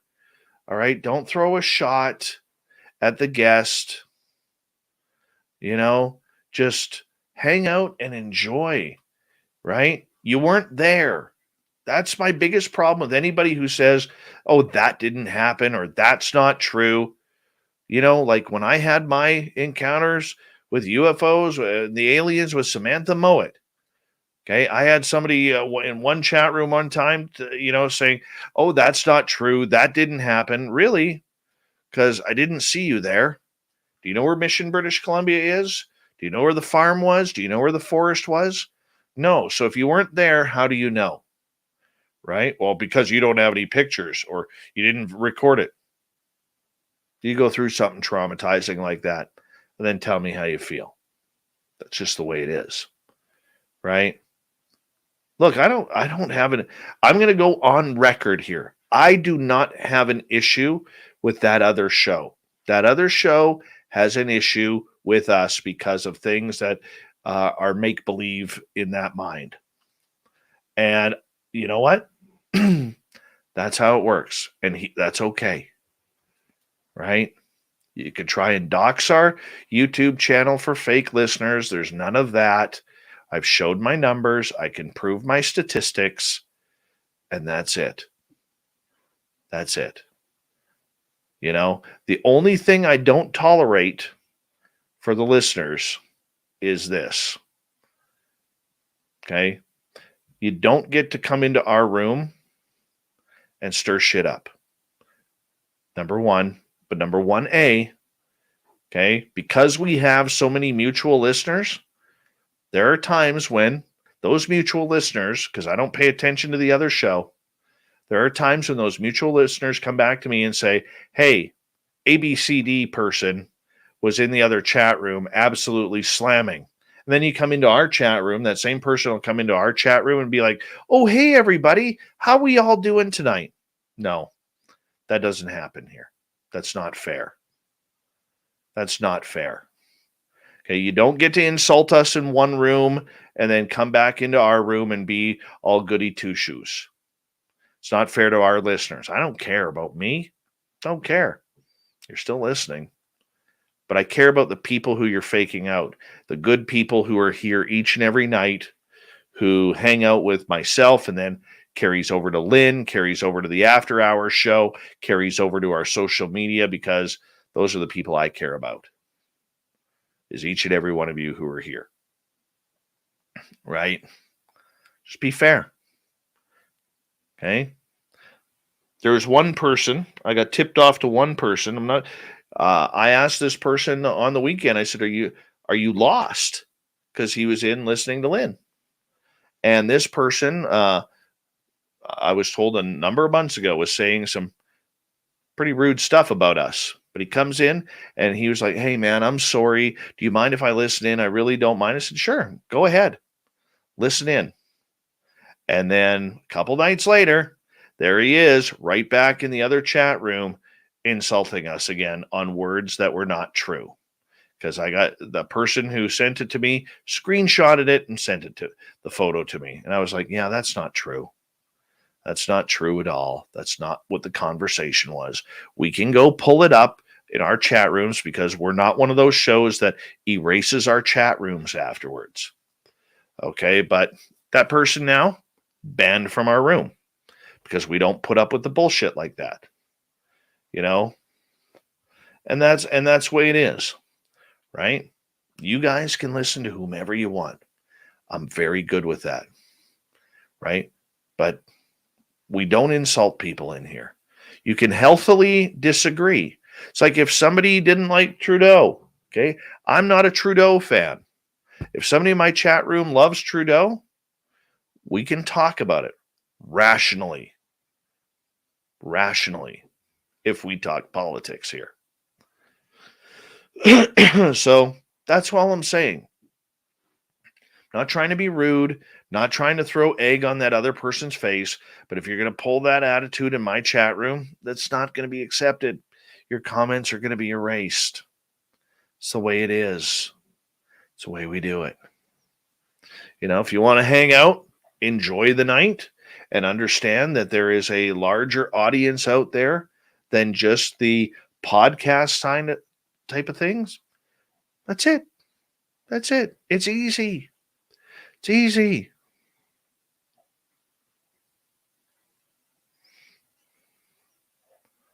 Yeah. It's easy. You know, there's enough bullshit in life right now for all of us. And I don't know about you guys, okay, but I'm tired. I'm tired of working. I'm tired of drama. I'm tired of every day, wondering what's going to go on in the world, because the world is an ugly, ugly place right now. Like up here in Canada, I've never seen so many friends turn on friends as I've seen recently. You know, Jonathan Davies, if I gave you a wrench, I'd be down to like 3 listeners. Oh, you looked at me wrong? Boom. Ejected. Oh, you said the word plethora 4 times? More than Dave? Well, that's an ousting. Oh, you got a C minus on your history test in grade 9? Well, that's a banishment.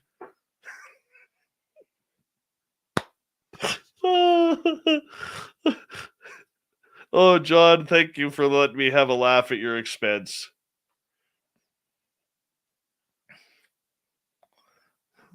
I hope you don't mind that. I meant that with all due respect, John Davies, because I love you, man. I love you.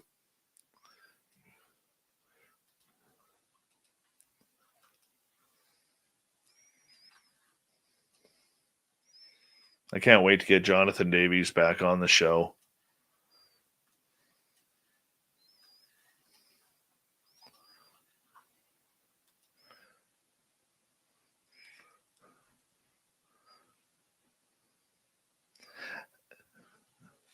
Exactly, Enzo. You eat breakfast for dinner?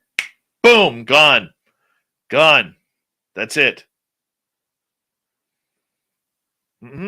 You're on Team Rock instead of Team Stump? Oh, that's an ejection. You're gone.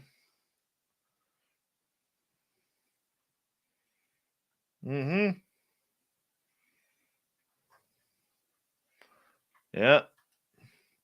Old Johnny there, he'd be literally the wrench from hell. Literally the wrench from hell. I've seen it in a different world. I have seen it. And I pushed it to the edge one day.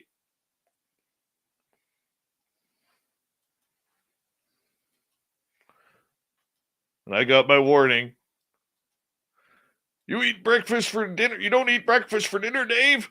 Oh, I'm halfway there, 3/4 of the way there. I'm kidding. No. But it does make for a funny story. Just gonna put it out there.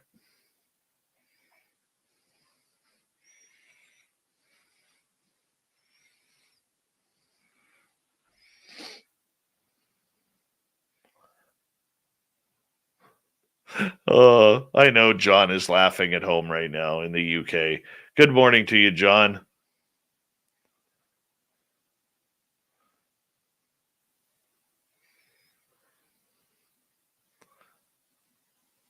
Any questions?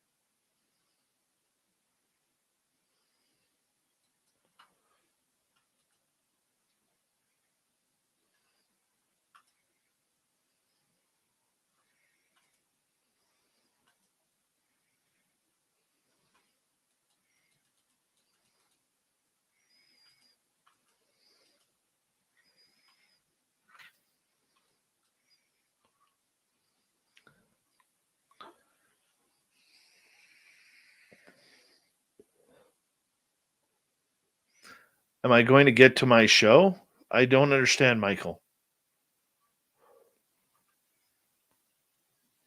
How much snow we got up here? Actually, it's been melting the last couple of days.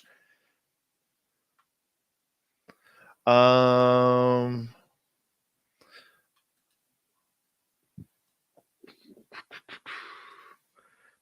you need to be here every night to get modded. And I love you. I do. Can you be here every night or mostly every night? Good night, gorgeous Ambi Francois. See you on the Facebook side. Yeah,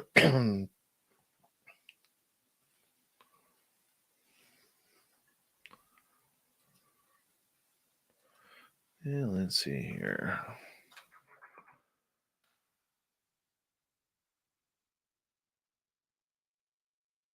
Up to 274 subscribers.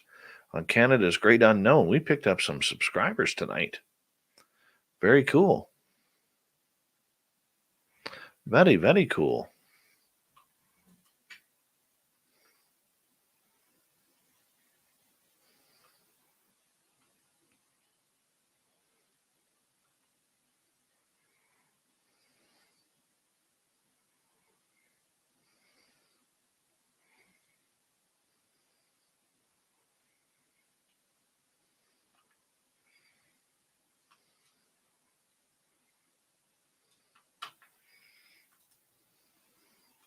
No animals right now in Namibia. Otherwise, I would go there. Let's see here. Good night, Noble Patrick. Nikki, have you decided where your new Sasquatch gifting site is? Yeah, I'm going to have to move both of mine this year. Once the snow melts, I'll pull them both out. And I've been tipped off to a couple of areas where some strange occurrences have been found. There's been UFOs seen above the trees and weird giant orbs lighting up the forest at night. There's been strange creatures seen. I know that a couple of years ago, there was a sighting of 2 dogmen. And so that is something that I am very, very interested in getting to. Oh, shoot. Hold on. Trying to do too much at once here. That's an area where I'm very interested in getting to know. It's about 25, 30 minutes away. I don't know the area that well. So that area to me, though, energetically feels really, really good. So that's kind of where I'm kind of going with that. I guess we don't need that right now. No, we don't need that. So, yeah, that's where we're going. And still no animals. Damn it, Jim.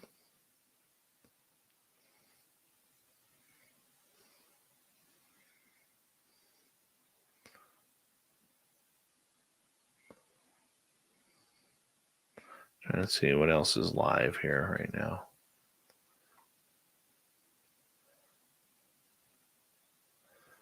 Well, let's try this one here. No animals there.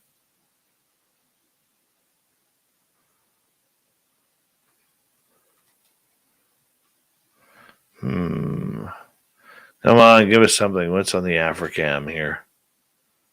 What do we got over there? That's an annoying piece of wheat in front of everything. Nothing there either. Holy cow. Like every animal just stopped moving. Let's go to the Juma Private Game Reserve. Nothing.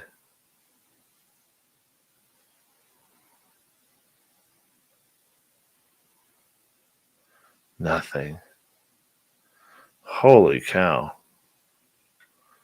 What is happening? Boring afternoon tomorrow in Africa. Let me tell you.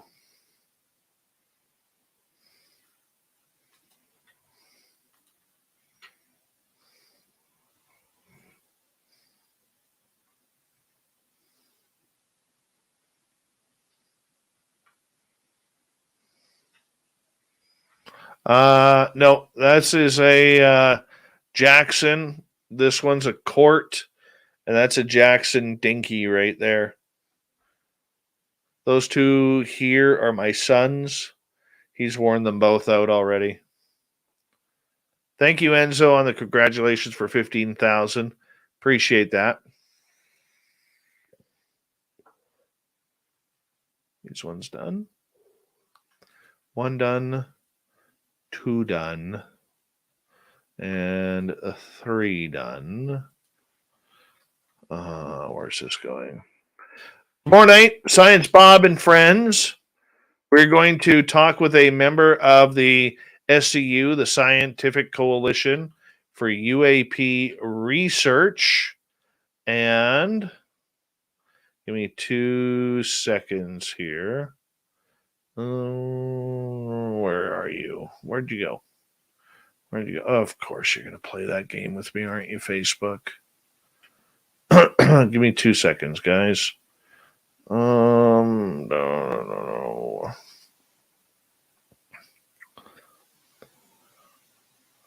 Yes, Brandon Safford is our guest. Brandon Safford from the Night Watch Institute, part of the SCU. I'm very much looking forward to having him on to talk about some UFOs. And I expect a lot of questions from you guys. That's for sure. Lots of questions. I want to say a big thank you to Lord, Michael ×2, Fabster, Slappy, Third Phase, Apollo, and Thomas for the amazing super chats. It's a wonderful way to support what we do on this show. Excuse me. Thank you to all the veterans out there who tuned us in. And, of course, all the regulars and the mods for doing great work tonight. Likim from Sweden, how are you? And, yeah, I think that's about it. So, hey, Jesse Peak. Well, Jesse, you still haven't had you on the show. We got to get you on the show. We'll talk. But anyways, that's kind of the attitude for tonight. I'm done. I'm tired. And I'm going to play some trumpet music. We'll see you all tomorrow night. And don't forget, if you haven't signed up for Canada's Great Unknown yet, which is Merle's and my new channel, please do so. We would greatly appreciate it. I'm going to put the link right here at the bottom. And yeah, good times, man. Good times. I'll see you tomorrow.